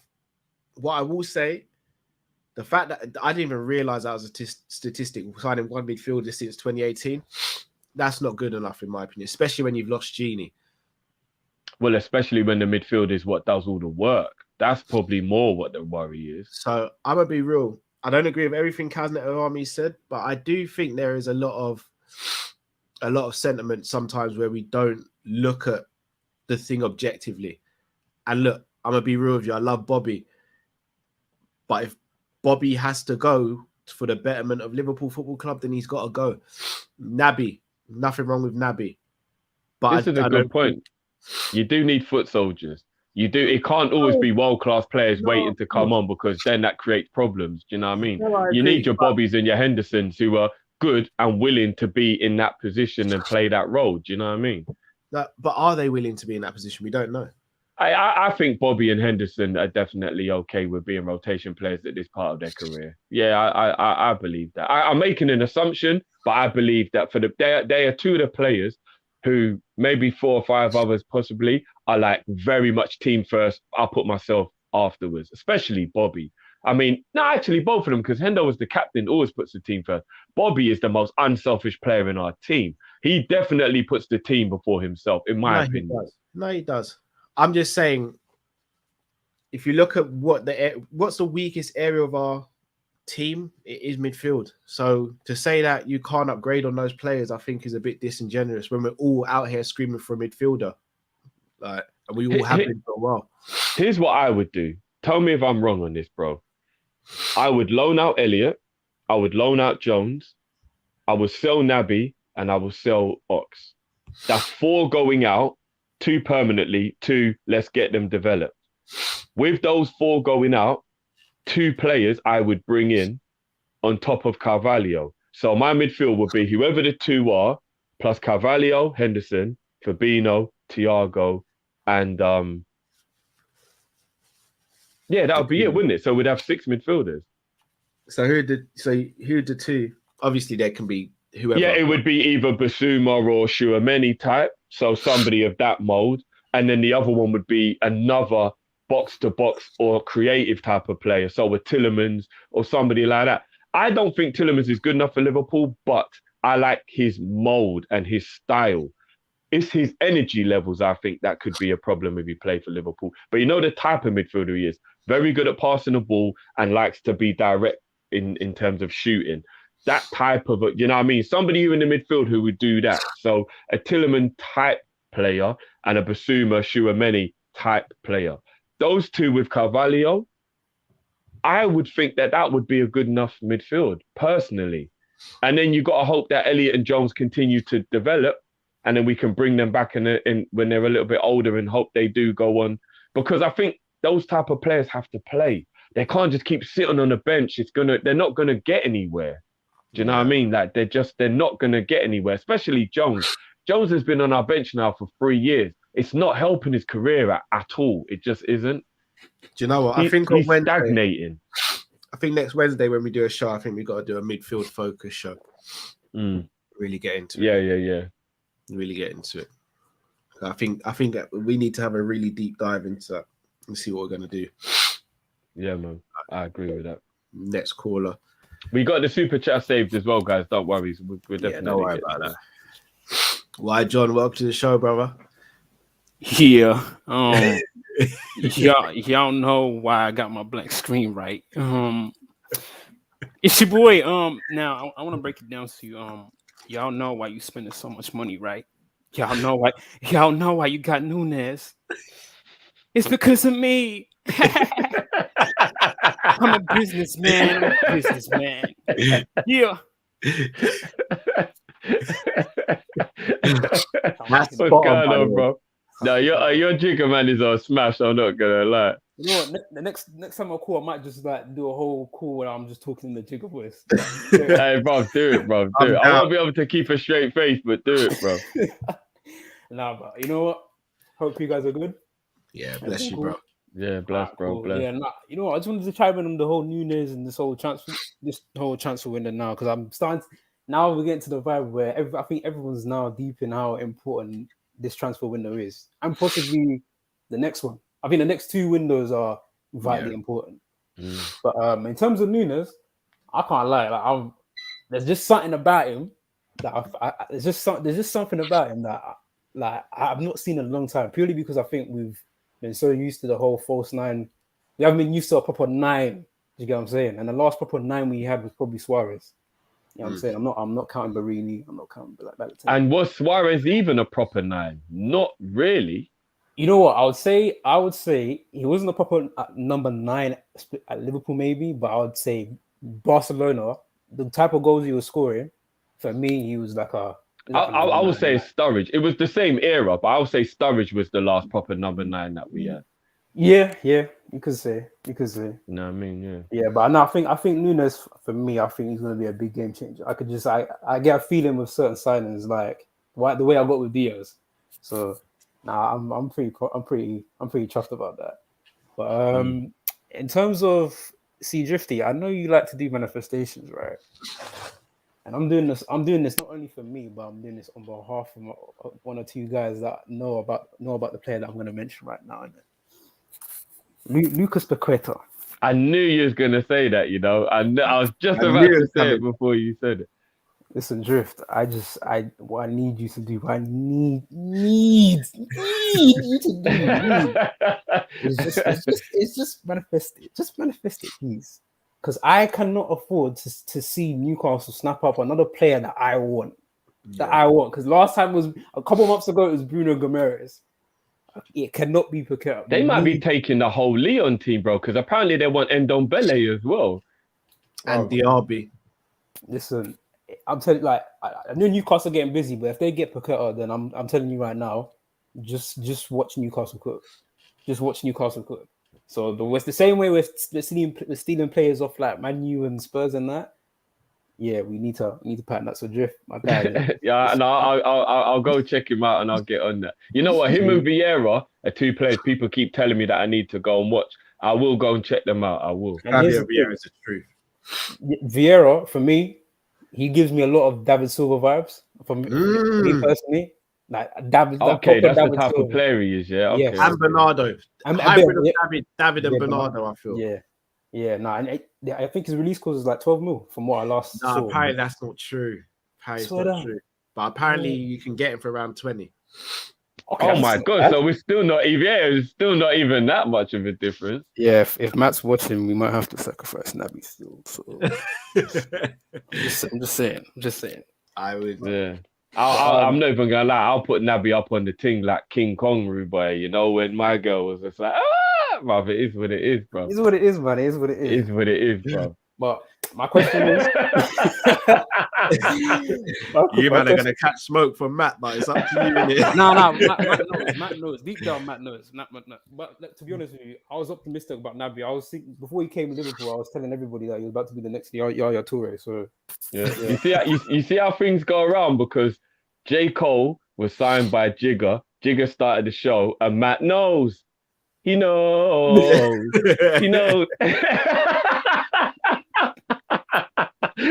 Matt, if you're watching, I'm sorry. Deep down, he knows. You know. It is what it is, man. You know what I mean? So my question is, in this modern game, because it's clear, I think it's clear that with certain players going in and out, especially like Mane, because I thought players like Mane and Salah were probably. I didn't really think, but I thought deep down maybe they could retire at Liverpool. So my question is, do you ever see a point, not only in Liverpool, but like, do you think we'll ever see like players retire at the actual club? Like, do you know what I'm saying? Like the way like Totti did at Roma, or what's his name? Is it Daniel De Rossi for Roma? Yeah, De Rossi didn't. Yeah. Do you ever think we'll see like players retire at their born and bred clubs. Like for me, Henderson, I can't see him going anywhere else apart from maybe retiring at Liverpool. Like he just strikes me as someone who says, you know what, if at the end of at a certain point I have to leave, I'd rather retire than go to another club. Like he just strikes me as that type of player to do that. So not necessarily someone who's already been there like Totti from the beginning, but just someone who's been there from when he was young. So he's the majority of his career was Yeah. So obviously like Henderson, he's been there since he's like, was it 20? I think he's been there 12, is it 11 or 12 years now? Henderson's been with us, isn't it? So he's been enough time, you know. Yeah. So when did we sign him? 2011. Yeah. Was it 10? Was it 2010 we signed him? Oh, Henderson has put in a bid. Yeah. So that's my question, because that's mainly my question still. So. Yeah, no, we'll chop that up now, bro. We'll chop that up now. Bless as always, bro. Always. Come on, big up, bro. Big up, G. Trent, I think will. Yeah. I don't want to put my mouth on it, but Van Dijk, I think, will probably stay at Liverpool now to the end of his career. I would hope so, anyway. Yeah. Alisson. Give me a second. I'm going to take a couple. Benadryl. Yeah. I'm going to mix up something. Yeah. Do your thing. Who else? Foden. I don't think Foden will go anywhere else. I think Foden will finish his career at Man City. Who else is there? Maybe Mount. I think Mount will probably finish his career at Chelsea. If you really push me, I would say maybe Mason Mount will finish his career there. But you just never know, innit? You never know. Because I always thought Rashford would finish his career at Man U, but looks like he wants to go. So yeah, I saw a couple of people say Reece James. Yeah, maybe. But then again, Reece James strikes me as somebody who's quite ambitious. So I think maybe a Real Madrid or a Barcelona could maybe get Reece James to leave Chelsea, maybe. But he is a Chelsea boy through and through. So yeah, maybe Reece James will stay at Chelsea for the rest of his career. But I do think there will be a few people who will. I just don't think it'll be anywhere near as much as it used to be. Because I think back in the day, you had a lot more likelihood of your Carragher's, your Gerrards, your Scholes, your Giggs, your John Terrys, your Lampards. I think it was a lot more of an obvious thing that people would do it back in the day now. Oh, no. Ridder, Declan Rice is definitely leaving West Ham. He will. I know he's a West Ham boy through and through, but he's going to want to go and eventually win something big. So when his contract runs down and nobody can actually hold him to that, yeah, he will definitely, it will definitely move on.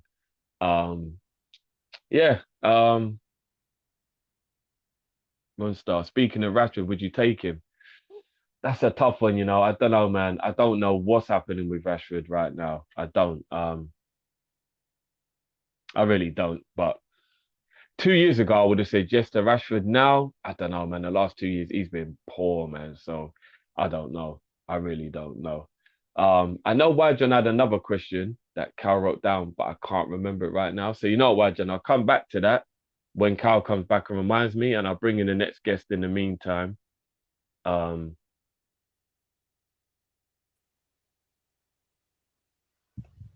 there, bro? Jamrock, can you hear me, bro? Yeah, what up? What's happening, bro? Not much, man. How you guys doing? I'm blessed, man. What's good? Not you much, look like you just sneezed your heart out, Cal. I said I'm losing this battle against hay fever by a landslide. It's not even competitive at this point. I'm not gonna lie. Remind me to go back to the other Wajon question as well, Cal. Afterwards. But yeah, what's going on, Jam? What you got for us, bro? Not much, man. That comment that Jerry made, I'm not far off from that comment. You know, I knew you wouldn't be, bro. I'm not saying that we won't, but there needs to be something transformed in throughout the squad, and that's why I kept on calling for like new players that are going to bring like hunger. I think there are a few people in this team that have become stale and isn't going to give you that extra 5% that you need for that ball that's going out, where you're going to just give that extra 5% to keep that ball in. I just think it needs an injection of new blood. And if we don't get it, I think we're going to severely underperform what we're supposed to win in terms of trophies and stuff like that. I really do. I hope that's not the case, but I feel it is. And that thing that Calendar just said about the midfield, that's not surprising either. Question is only signing the one midfielder in the last 4 years, you mean? I mean, Klopp plays the hell out of some of his midfielders, man. I was just looking up some of the minutes here, and I'm just like, damn. Man. What'd you say? No, I was saying it's mad. The minutes are mad. I looked at it as well. Yeah, Henderson. I didn't realize he played that many minutes. He played the equivalent of 43 games at his age. Who did, sorry? Henderson. 43, did you say? The equivalent of 43 90-minute games. Yeah, 43. This is what I'm saying, man. He's got to stay here, though, because that shows you that he is like, But no, that's mad. 43 games. I mean, 32 is not that old, but I know what you mean. Like, Sorry, Robert O just says, "Cal, you need to smoke cigarettes, different wrist, but clear up that." That's not a wrist I want, bro. Sorry to cut you, Jamrock. Sorry, bro. No problem. So I know you guys are probably going to have a conversation about it coming up next Wednesday. Because I was Drift. I know you on that Naby out train. But I wouldn't go as far as to say Naby out, but I think his time's up. Yeah. So here's a question that I'd ask you in regards to Henderson. Would you keep him past 33? Yeah. I'd let Henderson retire at Liverpool. Who else would you let retire at Liverpool? Thiago, Van Dijk, Alisson, Trent, Salah. For now, those are the ones I would say. For now. And if Mane didn't leave, he would have been one of them. If Mane wasn't leaving, Mane as well. So he basically would have kept half the squad that's been here since 2018. Yeah.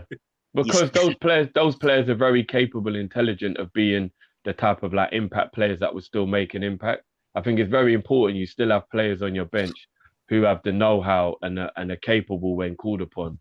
You can't always...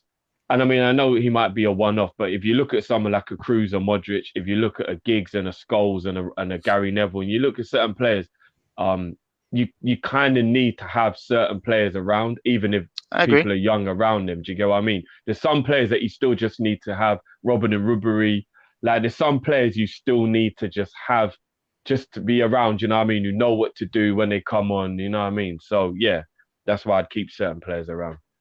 But I guess it's the quantity of players that you're keeping around that would probably be an issue, because if you're trying to get new blood in, those players are going to want to play minutes, right? That's the reality. The reason why Tchouaméni didn't go to Chelsea last year is because he wanted minutes, and Chelsea couldn't provide it after coming off winning the Champions League and Jorginho Ballon d'Or, whatever the hell that was.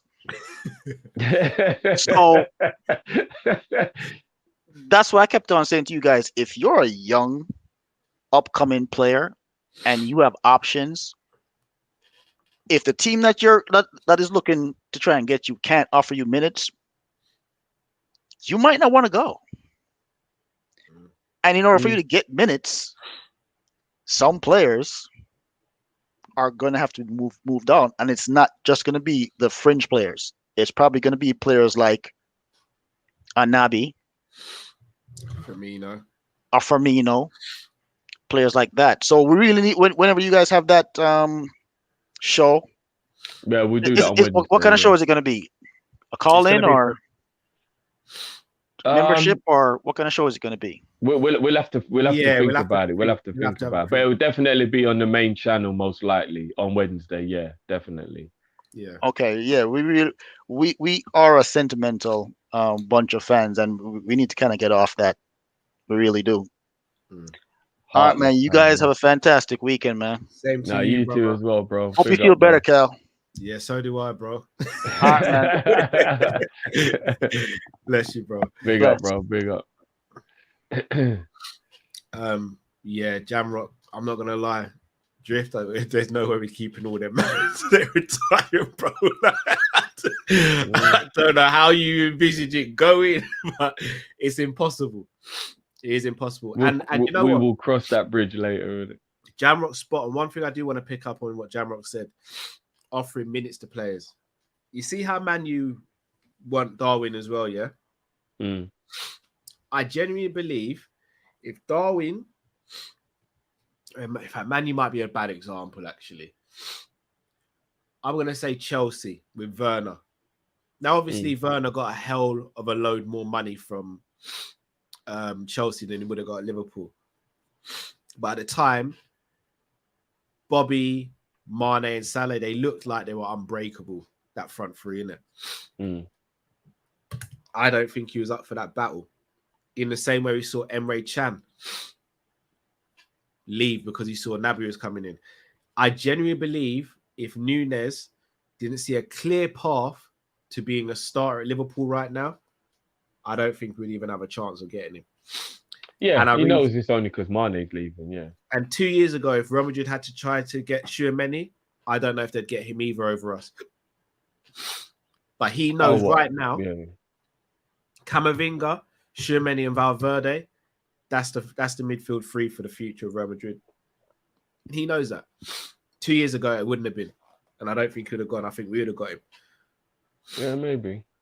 So it'll be interesting to see how we phase certain players out and bring new ones in over the coming years, especially with Klopp having grown his team and knowing he has to rebuild it. It'll be very interesting. Just quickly before we bring in the next caller, why John's first question, bro? What was why John's first question again? I don't think he did have a first question. He was making some comments about I thought he had number nines and things like that, and not really having a number nine, but it was more about the players to retire at clubs. I only think it'll be Trent. I actually have a theory on Henderson. If Sunderland progress through the leagues, like I think they will with the money and investment they've got, I think he'll retire at Sunderland. That's the only place I could see him going back to, yeah. In the Premier League. You remembered? No, go on. So, I tell you one player who I'd love to come in to replace Hendo, who I don't think will ever happen, is Declan Rice, though. Not for the money, know, bro. If he lets his contract run down, you never know. I'd love Declan. I actually think Declan Rice is a bit awkward. I don't know, man. I don't know how I feel about Declan Rice. He's sick. He's a good tackler. He's just a bit awkward. So underrated. Again, I think it's that with English players, I don't think that there's an in between. It's either people rate them high or don't rate them at all. Oh yeah, that was it. Yeah. I think Declan Rice is fantastic. I'd have him at Liverpool in a heartbeat. Yeah. And I'll be honest, I know people ain't gonna like this. If we had Declan right now at Liverpool, he'd start over Henderson for me. Yeah, most likely, yeah. And he'd push Fabinho. Hard. Just in quickly, my opinion, last go on. season, Declan Rice was the second best DM in the league. He was good last year. Only Rodri was better than him. With the Nunez signing, are you seeing the Dortmund phase maybe coming to Liverpool, where he's going to use Carvalho like Goetze or Kagawa, and then Diaz will be whoever the other one is, and then Salah will be Blazonowski, and then Nunez will be Lewandowski? Do you think that's kind of like what he may go and try and start doing? Because you see the way the Dortmund forwards played, it was very different to what he's done at Liverpool, isn't it? When he's never really gone back to that type. So maybe he's going to go back to the Dortmund ways when they won the back-to-back league, bro. Who knows, isn't it? I hope so. I'd love that.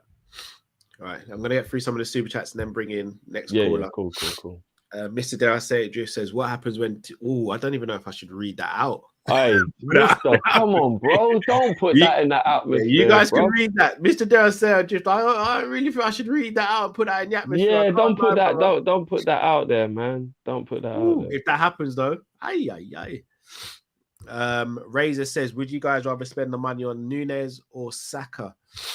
Nunez for what we need right now. I know people are going to come at me for this. Saka's going to do a Rashford. Everyone's going to people are getting carried away with that. He's good, but he's not the star, world-class player. He's not, man. He's good, but we'll see about Saka. I wouldn't take Saka at Liverpool, no. I disagree with that. But right now, Nunez is he's more needed than Saka is, in my opinion. Dado One says, enough respect, Kopish brothers and Ryan LFC are goated. Big up yourself, Dado. Big up yourself, bro. Hey, we got a birthday in the building. It's my 90th birthday tomorrow, guys. LFCJ11. Happy birthday in advance. We're gonna drop the beat. Happy birthday, bro.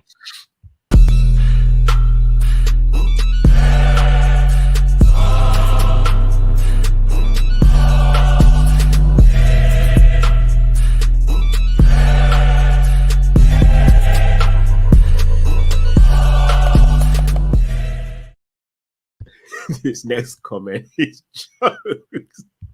Troy M says, you're 11 from Stranger Things. The more powerful you're manifesting. Destroy the bleeding. Oh, that's brilliant. Troy, you're a legend. Oh, I'd love to have her powers, boy. Oh, my dude. AM said, rants and bants called Klopp Wenger with Invisalign. I mean, yeah, but the Man United fans are feeling hella salty right now, so just let them. Like Wenger, nothing like him, nothing like him at all. So I thought I was gonna sneeze. I think I am gonna sneeze. Let it out, bro. As long as you know, do you know it's humanly impossible to open your eyes when you sneeze, or your eyes would pop out? Nah, it's not true, bruv.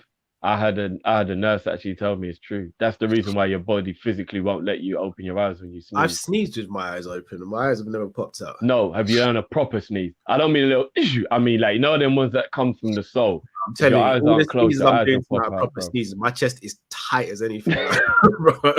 Well, look, the nurse told me it's true. I don't know, but yeah. Eastwood says, "What's good, fellas? Checking in.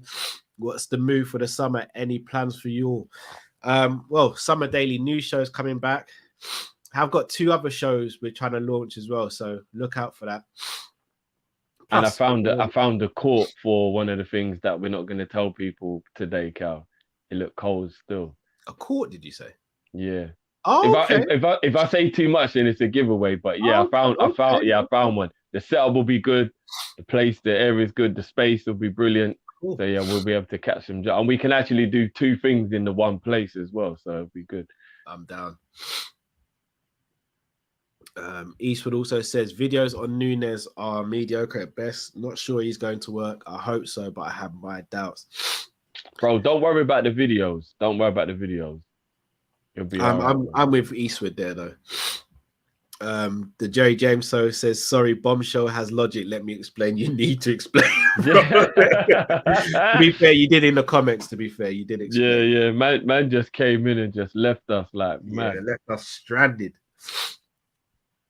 Troy M says, Karius officially left Liverpool yesterday, and we never got our whose hands are these. Jim, how do you feel about Karius leaving? I didn't even know he left. Yeah, it's been confirmed. His contract's run out. I mean, I told you I forgave him.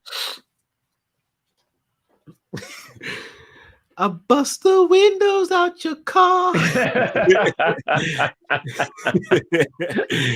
You know what Jerry James did when he came in? Yeah, it was like before the internet, when people started to say things like, "Oh, you know, Kel from Kenan and Kel's dead. What happened?" And you just don't know how to just check whether it's real or not. That's what Jerry did, bro. It's dropped a bombshell. It's just like, what? Massive bombshell. Troy M says, Gnabry and Jude. This summer, Michael, who's Julian Ward, drops his nuts on the dinner table and takes a bite from everyone's plate. Literally, could do. Sean says, one club you wish you played for, Thierry Henry, Liverpool. Oh, that hurts. Did you see it, bro? No, but he loves Liverpool. He always has. Bro, do you know how many Ian Wright was singing "You'll Never Walk Alone"? You know what I mean? We've got Patrick all up in there, bigging up Kop-Ish and that. Now, but we're just teething up all the Arsenal legends, bro. No, but on the real though, the 2 biggest Arsenal legends of all time, yeah, is Ian Wright and Thierry Henry, right? I know Bergkamp is in there, but I think because of the personality, Henry and Ian Wright are probably just above Bergkamp. And then you've got your Tony Adams and all those other guys. And both of their biggest legends love Liverpool. It is what it is, isn't it, bro? It is what it is. Because I'm telling you now, there ain't no Liverpool legends or Man U legends out here saying they love Arsenal. That's for damn sure, bro. Ain't none. You think Gerrard's sitting there saying, "I wish I played for Arsenal," you know? Yeah, no. Well, and they, you know, Van Persie is just hella shady towards Arsenal, and exactly. So, Yardman Cow says after that Bayern insult, Gnabry coming via yeah, it might be. The boss says big up Kopish. Cal fell out with me a few months ago and Drifty backed me love, but I love all three of you and appreciate your content. The boss, I don't even know how we fell out. Yeah, big up yourself, bro. Yeah, I don't remember that. I don't remember that fallout either. You're gonna have to remind us, bro, what happened. Me. I don't remember what happened. In fact, I don't know if I do want you to remind me, because if we fell out, you must have done something.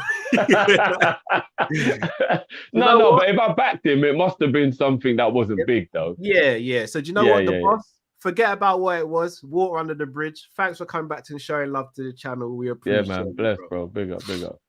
I've always got your back as long as it's like, you know, it was probably an Origi scenario or something, and like he had my back, and then you lot piled on top of him, and then you know what I mean, it became a little something. It couldn't have been that bad of a fallout because he wasn't blocked. Yeah. I think he's probably ramping anyway. Yeah. Hey, AD. Kezi says, why can't Naby be rotational as well? He seems to be happy to be squad depth player. I don't see why Naby should be shuttled out with all the games we play. Because I don't think he's an impactful player. I think he's better when he starts games. Off the bench, I rarely see Naby make an impact, bro. So I don't see that I don't see the point in it, if that makes any sense. Yeah, it's hard to. I'll be honest, I can't really answer that question. I don't know why Naby seems to be the fool guy, but it's time's just up. You know, sometimes it just is what it is. I think that's the reason why people invented the saying "it is what it is," because you don't even know what to say other than "it is what it is." It's a fair question to ask. If I can't answer it, then maybe I need to kind of reassess my thinking. I know what it is. His time's just up. His time's just up. Fair dues. Ash says you boys need to do a show of the current squad and what room is actually available for a Premier League rotation. I'm calculating 2 spots available with obvious outgoings and current incomings. We will do that as well, Ash. Don't you worry, bro. Homegrown. Don't worry. We'll get that sorted. Oh, was it apple juice related? Okay. Now it makes sense. Now maybe you should have got blocked then, boss. Yeah. It makes sense. It makes sense now. The boss says, Kyle, rub them oils in your chest, bro. Help the blockness. You know, I've not even got it. I might just see if I can use some of the kids' Vicks or something and see if that helps. Out here looking like I was going to say, does Vicks help with hay never fever? tried Probably it, but at this not. point, if I'm willing to try anything. Pause. Yeah. So yeah. The boss says, I'm more sad that Origi is leaving over the Mane true story. Right. I'll be honest, Liverpool released a compilation on his goals, all the goals he scored at Liverpool. Yeah, I watched it while smiling and crying at the same time last night, bro. Yeah, Origi's a G, man. What a legend. Jamrock says, if we didn't have so many midfielders last summer and we made a play at Tchouaméni, we get him and get him for 60 million euros Monaco originally agreed to. Agreed. Taji says, heard some waste man say Kulusevski is better than Diaz. No, he's been very impactful for Tottenham, but let's steady on now. I'm not gonna lie, ever since they got fourth, hella chest from the Tottenham man, though. I like hella it. chest from the Tottenham man. Yeah, bring it on. I rate it because if I had Conte and I just broke into the top 4, I'd feel it as well. Mario says Nunez replaces Origi. Son/Martinelli replaces Mane. Son is more unrealistic than Kane, if I'm going to be honest, guys. Because he just signed that new contract. Signed a brand new contract. They'll charge us. They'll probably turn around and be like, yeah, 300 mil for Son. Something stupid like that, yeah. Patrick says, big up team Kop-Ish. Big up Darwin Nunez. Will be a beast at Liverpool. Klopp will get the best out of him. I hope so. I genuinely hope so. And Jamrock says Thiago 2,366 minutes, Naby 2,086, Hendo 3,876, Flacco 3,693, Milner 1,371, Jones 1,530, Ox 1,526, Harvey 675. We need 2 centre midfielders that play 3,800 minutes. That is top quality. It's facts. I didn't realize Hendo got rinsed last season. Goodness me. I always said that's why he was tired, man. Goodness me. I'm actually proud of Fab for being able to play that many games, though. Yeah. You know, a shout out to the medical team, because last season, the players who we were worried about did a brilliant job of staying fit. Facts. Yardman Cal says, Cal, you need rub. We'll fill winter and summer in one. What is that? The name of it's called rub. Yeah, it's called rub. Oh, okay. Never heard of it. Samat's Legend says, chillax up, in the Sam, topic man. of Big family up. members on a Friday evening.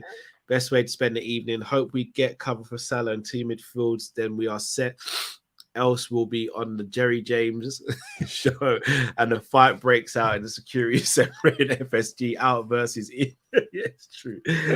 No, bless up, Sam. Big as up always, yourself, bro. Sam Matt's Legends, Big and up. thanks for the kind donation as well. Right, let's get back to proceedings. Get the next caller on. Jamal. Hey, are you guys good? Mr. Receipts. What's How you doing, going on, brother? Yeah, I'm good. I wouldn't lie, guys. When Jerry said that, I actually dropped my phone. I started thinking about life differently. 5 years and no Champions League and Prem. Damn, that's not a world I want to live in. But yeah, man, I just want to say, Carl, bro, I'm sorry for you. But why are we not signing anyone who you like, bro? I mean, we're not even linked to any of these guys. But as I said, it's yeah. mad. Even if I'm saying I want a player to come, it's not even the fact they're not coming to Liverpool. It's the fact that something devastating happens in their life as well. Yeah. You know what makes me laugh? That's what scares me. Yeah, what makes me laugh is I think there was a report saying how guys in Liverpool actually laughed at the Dembele linking him to Liverpool rumors. They actually laughed, saying that how there's no chance we're gonna sign Dembele. But yeah, he doesn't have the right attitude for us, bro. That's why. But yeah, man. But JFT, I'm fully with you, bro, on this Nunez thing. I mean, I think his finishing, man. Maybe I'm just guessing about his finishing, but bro, I'm happy we getting a natural goal scorer. We haven't had a natural goal scorer since, as you said, Daniel Sturridge. You know why I want JFT? When Nunez is one-on-one with a goalkeeper, I want to go and put my food in the microwave and know he's going to score. I want to go and get a drink and hear the commentator say, Nunez! Oh, Darwin. Because I will like with Salah, Mane and Jota, these guys are good, but I'm watching until the ball hits the net with these guys. Because, I watch it. So In a one-on-one, Mane would be the one I've got the most confidence in, and I think Jota maybe would be the one I've got the least confidence in. But yeah, I know what you mean. It's like you're just like, are they gonna do it, kind of thing? Do you know what I mean? You're just like, come on, like make sure. But yeah, no, with Nunez, he's clinical, and I think we've just got caught up too much, bro, in the way Bobby's played, the link-up play. And I said it during the season. Why are we having a problem with Jota when he's still putting the ball in the net? I don't care if he's linking up play, if he's scoring goals. That's what he's on the pitch to do, and that's what Nunez is going to do, score goals, man. Yeah, and the thing with Jota is, I know people talk about his link-up play, but the thing was, I think it's a little different between him and Nunez is, as good as Jota is in finishing, it could be a receipt you guys could use at me, but I think Nunez, I think he's 10 times the finisher of Jota. Because, I'm sorry, that Wolves miss from Jota, that's sticking in my head, man. I think Jota smashes the ball a lot for my liking. I don't see no variety. I don't see no placement with his finishing sometimes. And I wouldn't lie. You guys could get a receipt on me for this, but I wouldn't lie. In the finishing alone, he reminds me of a young Ramadel. He reminds me of a Falcao. You know what? I heard a couple people saying that, you know. The finishing, man. I know it's supposed to be Falcao was different, bro. It was not. Yeah, I know it's Falcao was different. Yeah. Young Falcao was different, you know, Jamal. He But was. guys, I said finishing, not the overall player, but I say it's finishing in my Yeah. No, his finishing. Nunez's finishing is cold. It's cold. Yeah, because I was just watching the Liverpool game again. And bro, I know it was offside, but the chip, this guy think Allison, you know. And the goal that he actually scored, did you see the curl on that? I mean, maybe he's just having an out and out striker, what's getting me gas, but I just need a finisher, man. I'm sorry with these 7 out of 10 strike. I just want a out and out goal score. So yeah, man, that's what I gotta say. And my question is, what's your guys' thoughts on the right back? Because reports are saying that how this guy's gonna be Trent backup. So I want to see how you guys are feeling on that. And yeah, man, I just want to say congratulations to Mo for winning the PFA Player of the Year. And yeah, man, fully deserved. I know the second half of the season was average, but what he did in the first half, man, I think is fully deserved. So congratulate the Egyptian King. And yeah, man, guys, smash the like button and support these guys, man. These guys don't take no holiday, you know, they're still here. Football is done and these guys are still here. So shout out, man, and big up. Yeah, love, bro. Bless you, bro. Big up as always, man. Yeah. Big up, bro. Calvin Ramsey. Yeah, you know more about him than I do, bro. But I'll be honest, I got a shout out to Conroy and Saint on this. They say he's good. I say in my mind, I think he'll play back up to Trent, so he'll come in on certain games. But I think, let's say for example, it was Champions League semi-final, and we had an injury with Trent. I think Gomez plays instead. Oh, okay. So you think it'll be a year? We're basically buying him to make sure we get him before his price tag goes up and that kind of thing. Yeah, that's good though, isn't it? That's what we want to do. Yeah, but from what I've seen, from what I've heard of people saying, he's good. But like you said, what is brilliant about having him there? If it's an FA Cup or a League Cup game, now Gomez can play centre back, and Trent can get a rest. Yeah, and Trent can get a rest. Yeah, so I like it. I've heard a lot of stuff about Ramsey that's positive. I'll be honest. Yeah, interesting to see what happens with Conor Bradley, but we'll see. Time will tell. He'll either stay in the under-23s or get loaned out, I reckon. Yeah. Hey, Dixon Bonner left the other day. Did you see his farewell message? Yeah. Like obviously nothing but respect from the kid and love to him, but he literally said like game time is what's important, so it's time to move on. I think sometimes the kids love being at Liverpool and wish they could break through, but they realise playing football is important, and if you're just going to keep on being, you know, in a rotation, so maybe a couple of the Morton and a couple of them guys, they'll probably go on loan or maybe even leave because they realise it's the only way to play ball, isn't it? Agreed. Right, gonna bring our next caller, Mr. Bajan Barnes. Fellas, bless up. What's going on, bro? What's going on, man? Big up, man. Good, man. Cal, man, I hope you feel better, man. Yes. For real. Trying is killing me. Yeah, man. But Drift, honestly, I am convinced you got a red phone in your house that goes directly to Klopp's cell phone. Convinced. And if your next manifestation comes through, it seals it for me. Facts. Yeah. I'm freaking myself out if I'm being completely honest with you, bro. I can't lie. I'm freaking myself out here, but yeah. But look, I agree with Jamrock. We need to change the system. That Ancelotti comment really peed me off with how it was easy to prepare for us. I think we've become a bit stale. So yeah, having some new guys in, it's gonna be good. You know what I mean? And Nunez, I think he's gonna surprise some people. We have some reservations right now because we realistically haven't really watched him. So I think he was gonna surprise a lot of guys, and the balls that's gonna come into the box, I think he's gonna do some damage. So let's just hope that everything goes well for us and we can move forward with this next season and challenge for all 4 titles. Cal, quad all over again. Oh man, we're not. I don't want to be doing this. You know I'm gonna do it. If February comes and we're still in all competitions, you know I'm gonna be on it again. Yeah, I know you are, bro. I know you are, man. You know I am. But the one question I have for you both. So, what's your top 5 goals in order for this season? I'm gonna go with mine. Number 5 is gonna be Jota Arsenal, the shoulder fake on Ramsey. That's number 5. Number 4, Trent free kick, West Ham. Brilliant goal. The third, Salah, Watford. Second, Salah, City. Oh. First, Thiago, Porto. The ball that didn't touch the floor. The grass cutter. Yeah, the grass cutter. For me, that's my 5 in order. I want to hear what you guys own is. That's Chop a it sick up. list. Yeah. Peoples, like, comment, subscribe. You guys do a phenomenal job. Bless up as always. Nah, Have a bless you, blessed bro. weekend. Peace. Big Much up, love. bro. Love, man. Bless up, bro.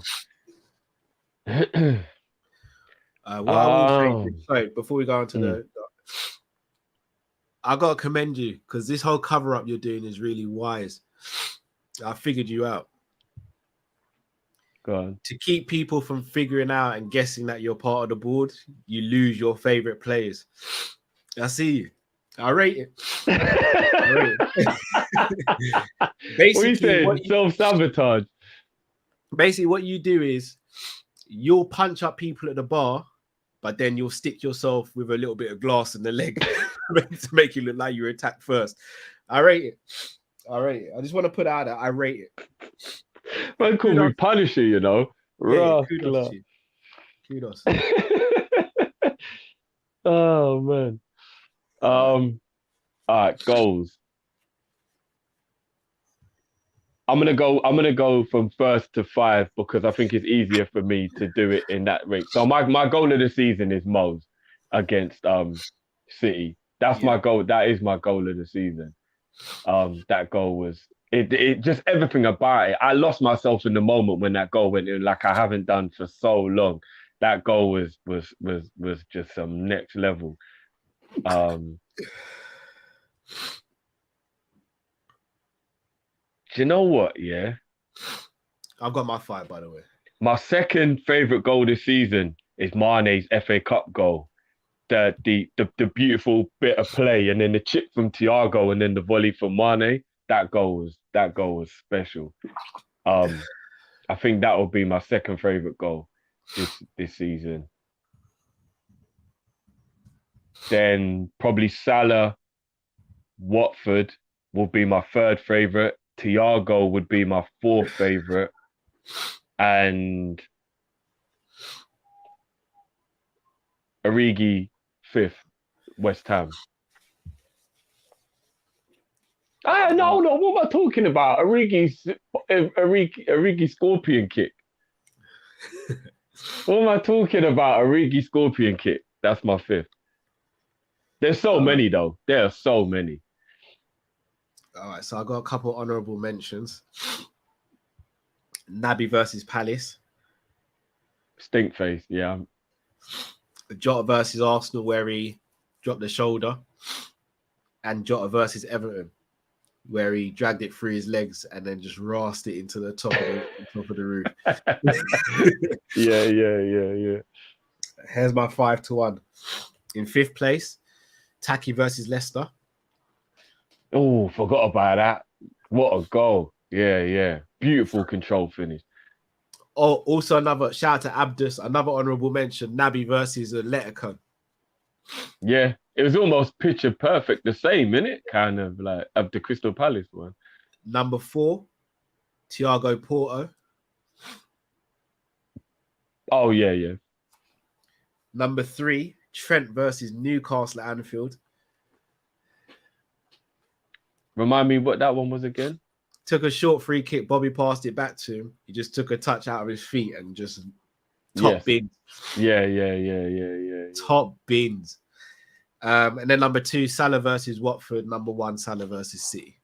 Oh, okay, so we both agree on the Salah one. Yeah. Right, that Trent goal, I watched it back the other day. Goodness. When he hit it was just done. I get why Bayesian made the Thiago one his first, because it's the truest hit all season. It's the, like as far as a strike goes, it couldn't really get any more perfect than that one. But do you know what I mean? Yeah. Do you know what, bruv? There's a couple other ones that are really, but we scored some unbelievable goals this season. Like, yeah. Because I'm even thinking about that beautiful goal we scored when the ball was chipped. Van Dijk chipped it to Elliot. Elliot controlled it, played it inside to Trent. Trent, first time chip football through to Mane, volley. Bro, we've scored some beautiful goals this season, bro. Mad. Yeah.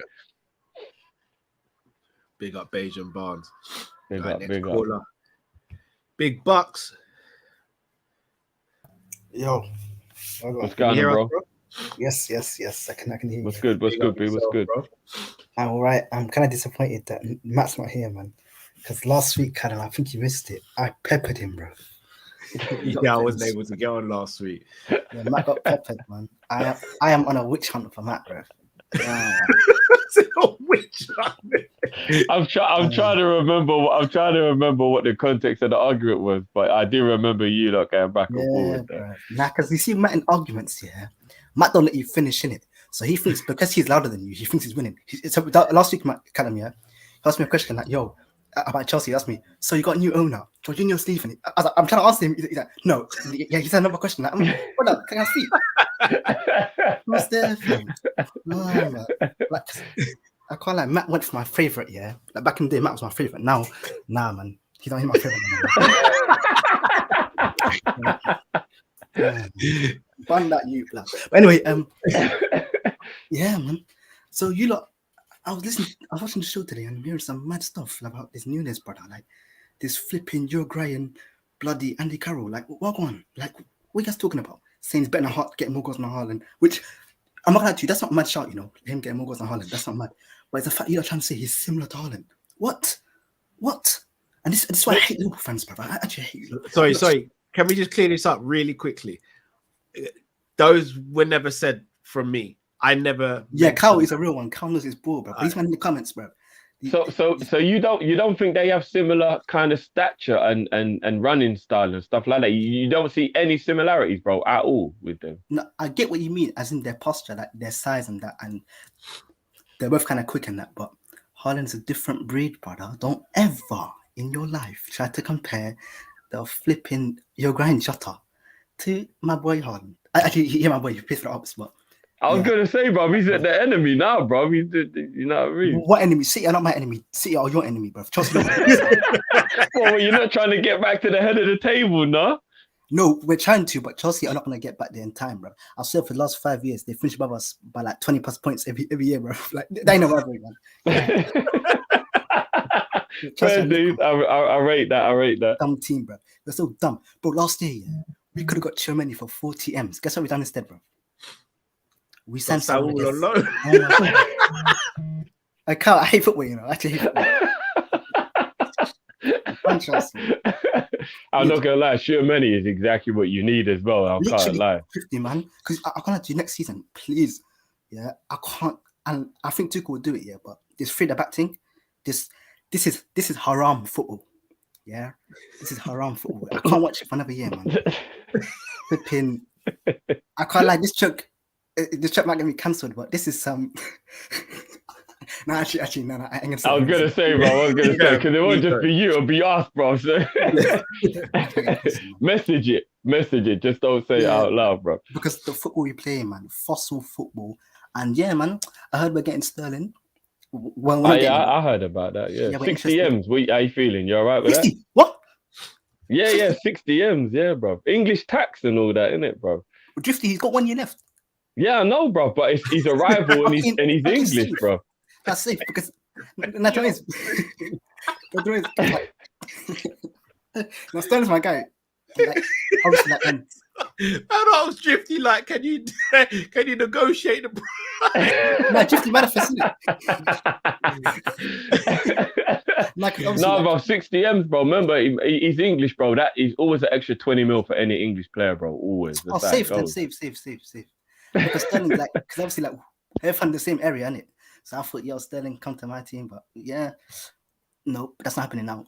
And this Ousmane Dembele guy, yeah, he's a very good player, but if Chelsea just get Ousmane Dembele by himself, that's not really changing nothing. Because I don't think he'll get many goals, man. I think he's more creative. Yeah, he'll put a lot of goals on the plate for Lukaku, though.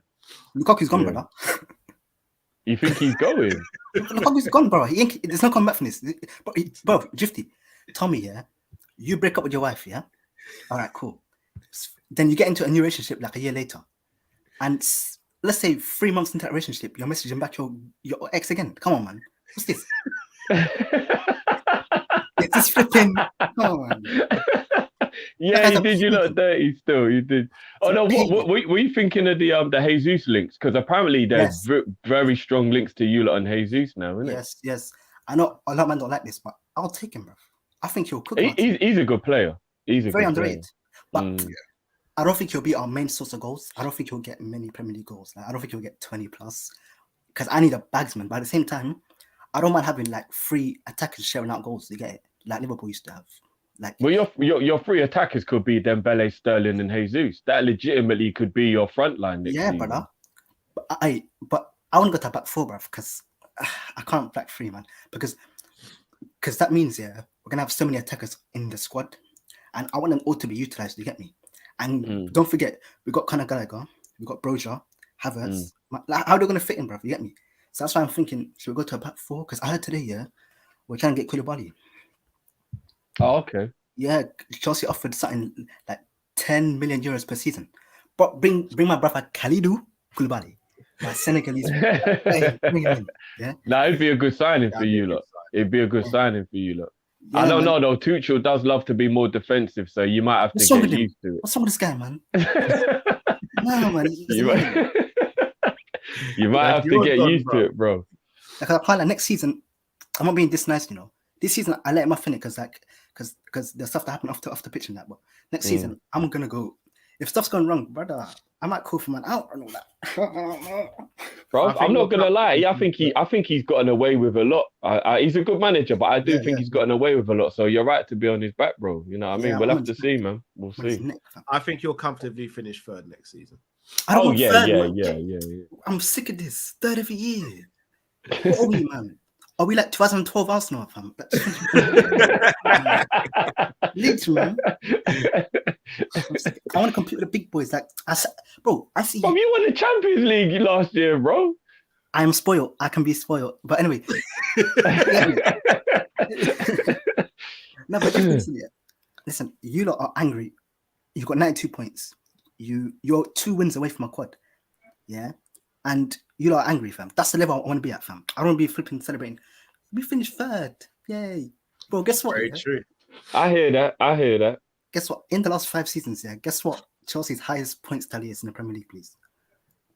I'm gonna go 81. I think 78, I think it was, wasn't it? 74 this season. It was this season.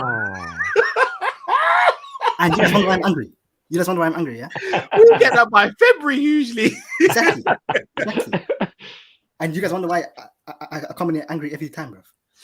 Yeah, no, I hear you, bro. But we've been there, bro. So I get you, bro. You've been there.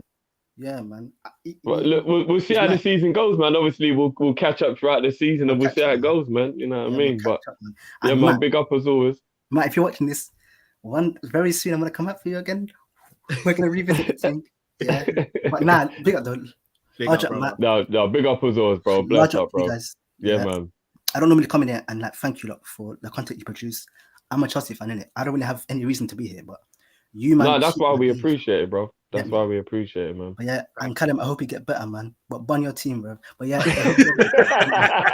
my GG. But yeah, bless, bro. Big up.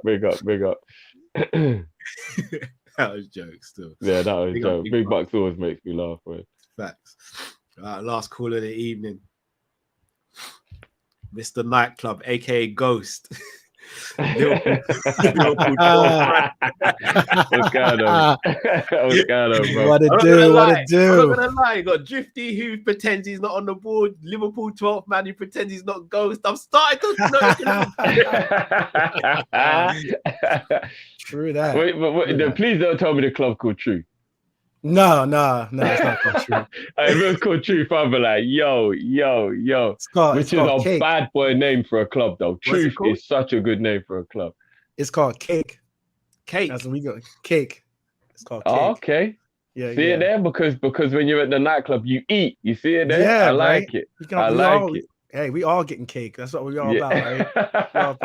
And it's got the double entendre, which I won't say because it's not part of the club. Yeah, we ain't gonna go there. They're trying to get all of us in trouble with wives and missuses, bro.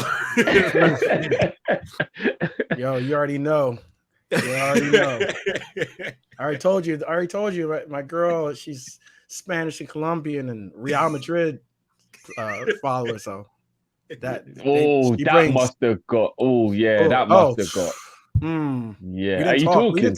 We didn't talk for a week after the match. Actually, I just she got all mad. She didn't wonder why I wasn't answering my phone. I was like, come on, like she.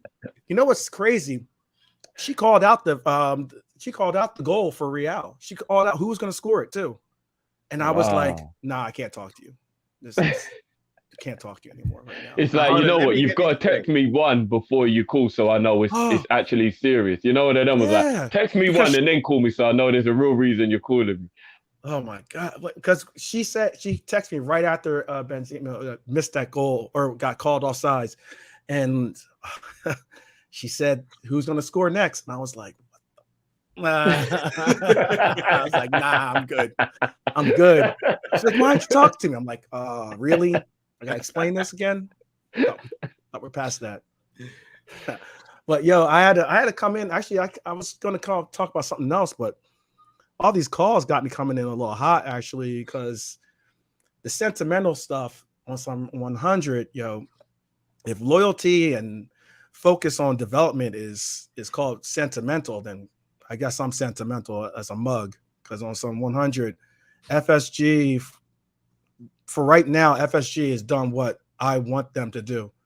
And to see and hear all these people talk the way they talk, I wonder if this show or if we had this forum back in the day, how they would be talking about Stevie, or how they would be talking about some of the greats that were a part of our squad that, you know, they would have been like, he got to go. Like, come on, y'all. I get that, you know, that this is the era where people don't retire, you know, or people don't have that last swan song primarily with clubs anymore. But that era is a great era. When that era of seeing that and witnessing that and feeling your youthful heroes, the heroes that you had as a youth, seeing them, you know, wave goodbye for that last time, that is meaningful. And like I feel old when I say that kind of stuff right now, because I mean, I'm with you, bro. I remember I'm the one who always gets called the most sentimental out of all of us. Like, but I'm with you, bro. Like, I do believe loyalty. If the player shows the club loyalty, I believe the club should show the player loyalty. Absolutely. I'm all for it, and as long as they've got enough credit in the bank to deserve the loyalty, then 100. So people like Henderson, it does bother me when people are like, "I just get rid of him." I'm like, it just don't work like that. Not for me anyway. It doesn't work for me like that. Especially when you can afford it. If we can afford it, we can do it. Then that's how I see it. If we had to like pinch and save and figure out this and that and stuff, whatever. Okay, I understand that. You know, we're some of those lower tier teams. I get that, you know, but I mean, like, you know, there's reasons why you have this history that we have, and the reasons why we have this real sense of history, I should say, with this club, and that's because of the legends that have come into this squad, have gone from the youth squad all the way up to being a veteran, to being a hero, a legend, whatever you want to call them. That's important, and that's something that you just don't toss that away like it's nothing. And I mean, when I heard the also statement about, you know, how we haven't signed any midfielders, I get what that stat sounds like. But I mean, like, on the real, often we have to look at things as being, we all have agendas. I know sometimes I can sound like I have an agenda, and I understand that if you have an agenda, of course you're going to try to voice it and fortify it with facts, hopefully. Not many people do. Often we bring opinions. Yeah. And I mean, on some 100, you got to realize Hota was a midfielder. Technically, he's listed as a midfielder when he came in. So that's a midfielder that we signed. We have Thiago, Milner, Hendo. Those are all locks. That's 4 midfielders. Then you move on to Nabi and Ox. Okay, love them or hate them. That's still six midfielders that we have right there, right? Yeah. Then you look to our youth. Which is Elliott, Jones. Even if you brought in Morton or Bradley, that's another 4 players. I mean, when you look at all that numbers, we're now talking 8 to 10 midfielders right there. We bring in who I don't know if we're trying to manifest this or not, but if we do bring in Fabio, or we do bring in another homegrown, another like a Jude or something like that, that's like 12, 13 players that we might be getting into, that are now our midfield.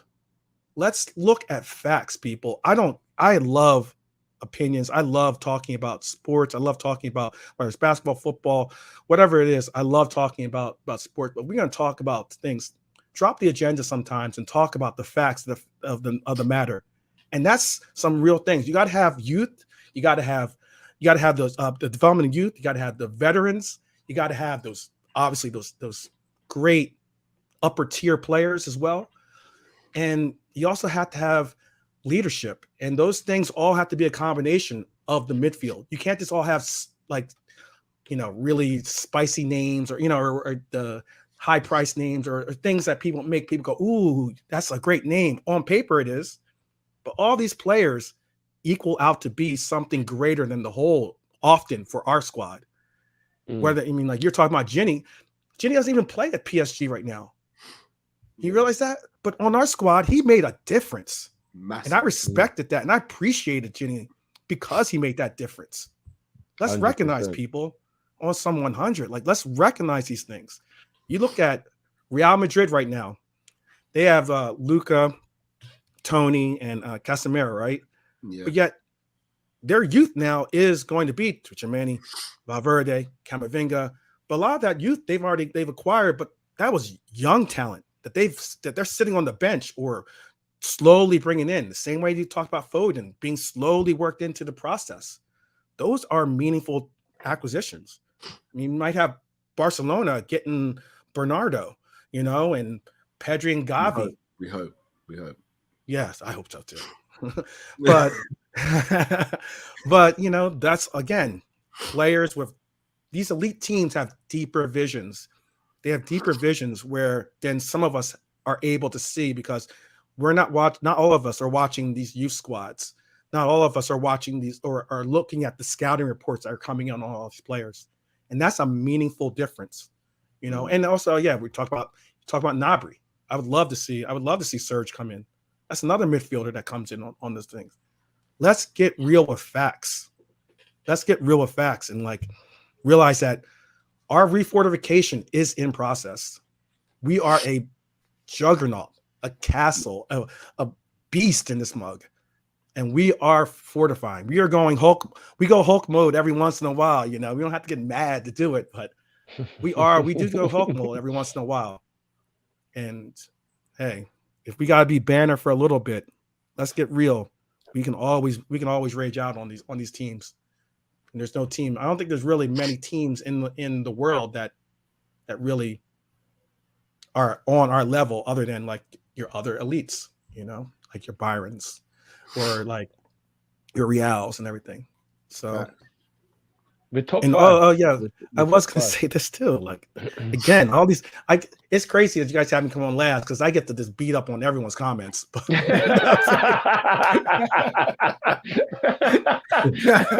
And I don't mean that because they're all my brethren. I love my res brethren. That's what I'm saying. But on some 100, when Ancelotti said that comment, I get that it probably ruffled feathers, but we gotta look deeper into that comment on some on some 100. How do you say that we figured them out, or it was easy to prepare when we had 24 shots, to 4 shots? It wasn't like it was vice versa and they had some master plan that they just crushed us all game, or they peppered our goalie or something. No, it wasn't even that case. 24 shots, 9 on target, or 6 off target, 9 blocked shots.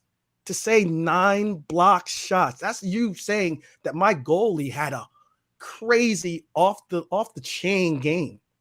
Yeah, if that's Ancelotti's bicep.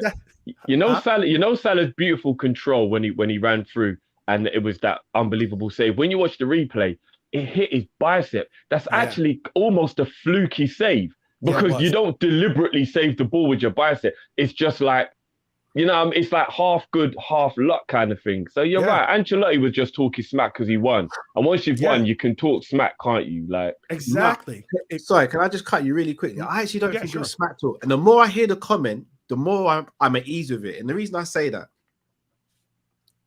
Liverpool 12 man. I don't know if you're into MMA, but yeah, just sure. this. Absolutely. How do you prepare for Khabib? By training on wrestling, right? Oh yeah, well I mean you can't really prepare, but praying. yeah. By praying a lot. I don't know. But it's wrestling, right? It's wrestling. Yeah. High level as possible. Right. But how many fighters can deal with his wrestling? True. That's us. You know what we're gonna do? Just like Messi, you know he's gonna cut in on his left foot. How many people stop Messi cutting on his left foot? Right. So I don't actually think the bad thing Ancelotti's saying, oh, I knew what was coming. Yeah, you did. You knew we were going to pepper you. You knew your goalkeeper would have to be outstanding. You knew your defense would have to be outstanding. Right. But how often does that happen? Once in a blue moon. And this time Exactly. He did a lot of praying. He did a lot of praying because he knew he was going to get peppered. We bring the heat. We brought that Hulk mode on him. And it just so happens that, we just didn't connect. Because it wasn't our day, man. It just wasn't our day. You got to think that one of those goals is going in. You got to think that one of those goals is going in. Especially the Mane chance and the Salah and the last Salah chance. Those on another day, they go in 2-1. We win the game. Exactly. Easy, done and done. And that's why when I hear this talk, I'm like, come on, y'all. Like, let's just I don't call spade a spade, but I mean, like, come on, let's just do this right. Like, this wasn't our day. And that's why when even our mom hit me up, but when they hit me up and said the banter and they're rubbing it in, I just said, I gave them props. I said, hey, it just wasn't our day and it was yours. Congratulations. And I'll see you in like a month or so. But I mean, like, that's the truth. It just wasn't our day. Yeah, it just wasn't our day. It's a good job there isn't 4D phones, bro, because there would have been a smell coming down the phone of cooking, and you'd have been like, all right, man, I'm coming round. Oh yeah. You get that Spanish cooking and you get that Colombian cooking. Oh my goodness. Yeah, that's what I'm saying, bro. I'm surprised there weren't some pictures like this is what I'm having for dinner. Yeah. You know them ones. Kidding me? The whole time they invited me over, I was like, nah, I'm not coming over. That's not because you'd have got roasted. You'd have got roasted. I'm not gonna lie. You'd have been eating dinner and crying while they try to put the game on in the background again. Yeah. I'll see grown man cry. Oh man, hella people in the comments agree with you, bro. Hella people in the comments agree with you, man. Well said, bro. Well said. So I know Matt's not here too, and if you can pass this on to him, he's got to check out Hustle on Netflix. I don't know because I know he's the big basketball aficionado on the squad here, but he'll like Hustle. It's good. And I guess it's also because it's for my Sixers, but it's all about basketball and everything. It's a pretty cool piece and everything. And also, I'm sure he must know about it. Oh, if he doesn't, he has to. And Cal also, and Drifty too. I sent you guys a piece on the Athletic on TA on Trent actually, and I don't know if you read that or not, but it was on basically saying about how we have to start looking at the fact that if Klopp's cool with the negatives or the negatives, if you want to call them that, on TAA, then there obviously is some return that is greater than the minuses. Yeah, and it's a very interesting article. I know you guys read. I know you watch. We definitely those are the only two things I want to say. Definitely, and big ups. I like your Jamaican jerseys. That's why I had to rock the U.S. jersey. Since you know how it is. You want to do the CONCACAF? I got you on that. Hopefully the structure's changed a bit now, so we might put up a better fight now, bro. You know what I mean? We'll see. We'll see. I'm gonna put. We gotta get a wager down on that one this time though. No, Last time y'all didn't want that. Not yet, bro. No, not yet.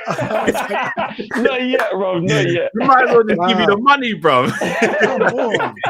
Come on. Baby steps, baby steps, baby steps. I know, yeah, I know y'all ain't afraid of Captain America. Come on.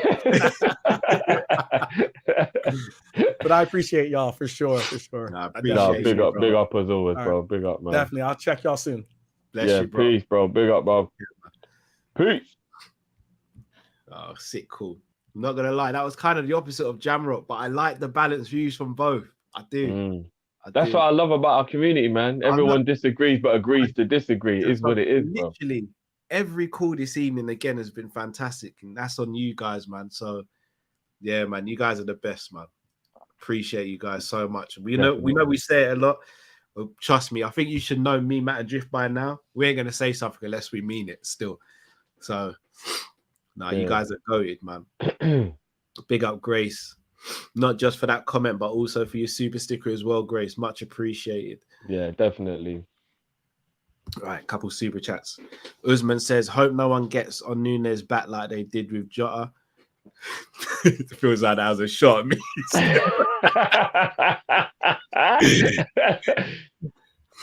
I can't promise that. I want perfection at Liverpool. I know it's not achievable, but I want perfection because I want us to be dominant in everything. It's from a place of love. I sound like a Jamaican parent, innit? Patrick beat you up and then tell you why.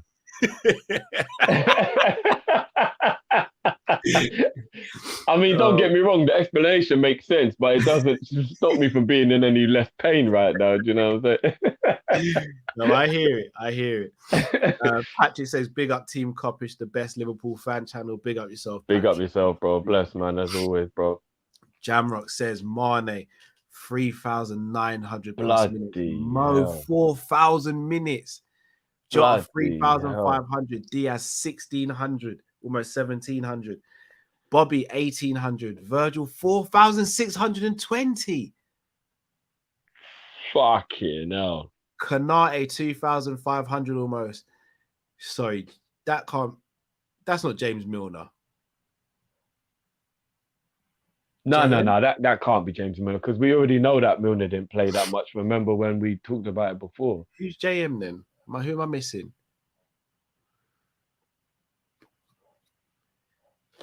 Who am I missing? Who is JM? Matip. Oh, Yoel. Hey, shout out Yoel. Man played 3,700 when we was worried about his injuries. He's a G, bro. Robbo, 4,003. Trent, 4,200. And Costas, 1,700. Gomez, 1,036. So Trent played the most minutes out of... Virgil did. But Virgil and Trent played a lot. Who are the players that look the most tired in the final? Robbo, Trent, Salah. Yeah. The rotation's got to be fair to him, Virgil actually didn't look that tired at any point during the season. Playing centre-back is different to playing Yeah. And like I said, sometimes I feel like Virgil's shredder and he sends the foot soldiers out. I can't lie. But he gets them man there to do his running for him, bro. Bro, Virgil should not be playing that amount of minutes just coming back from ACL. Yeah, that's nuts. That is actually nuts. And then how many did Ali play, Jamrock? How many minutes did Ali play this season? Pretty much all, but that's expected from a goalkeeper. Yeah. But again, bro, we're worried about his injuries the season before. It's brilliant that he was fit all season again. Do you know what I mean? But here's the one that really gets me. Because Trent one I can understand because Gomez was out injured. Nico was sent out on loan. Didn't really have anyone else in right back. Robbo playing that amount of minutes when you got a Simicast there is criminal. Yeah. It's criminal. And you've got to add on to Mane and Salah. Hella minutes for AFCON. How many injuries? Look how close Diaz is to Bobby. Yeah, I was going to say that because that's only in a Liverpool shirt. God knows how many minutes Diaz played in a Porto shirt. It's mad.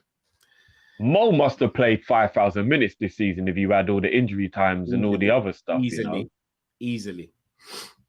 Or at least more than Virgil anyway. That's actually very scary, you know. That's very scary. Interested FC says, no, I'm not going to read that one out.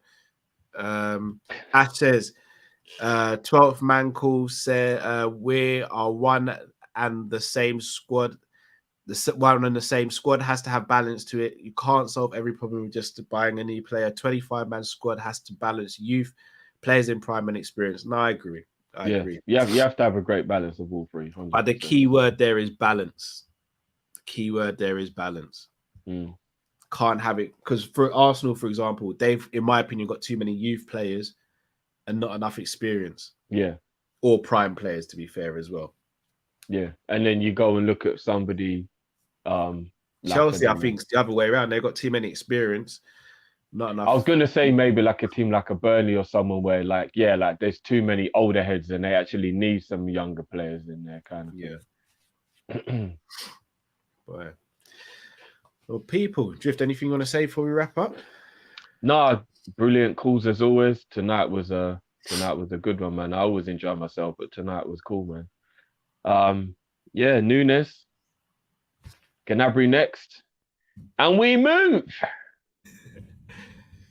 Boy, I'm working on a video at the moment, guys. Going to try and get out over the weekend. Matt and Drift don't even know about this one. It's a bit of a trial pilot.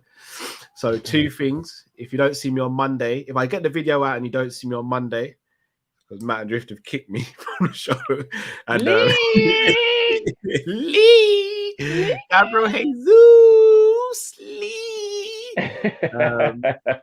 And second of all, if it doesn't come out over the weekend, it will come out very early next week. So make sure you guys tune into that video. If it gets done, hopefully it will do. But also, most importantly, I want to know your feedback on it. It's something we're trying to do in terms of diversifying the channel. So do let me know your honest feedback as well.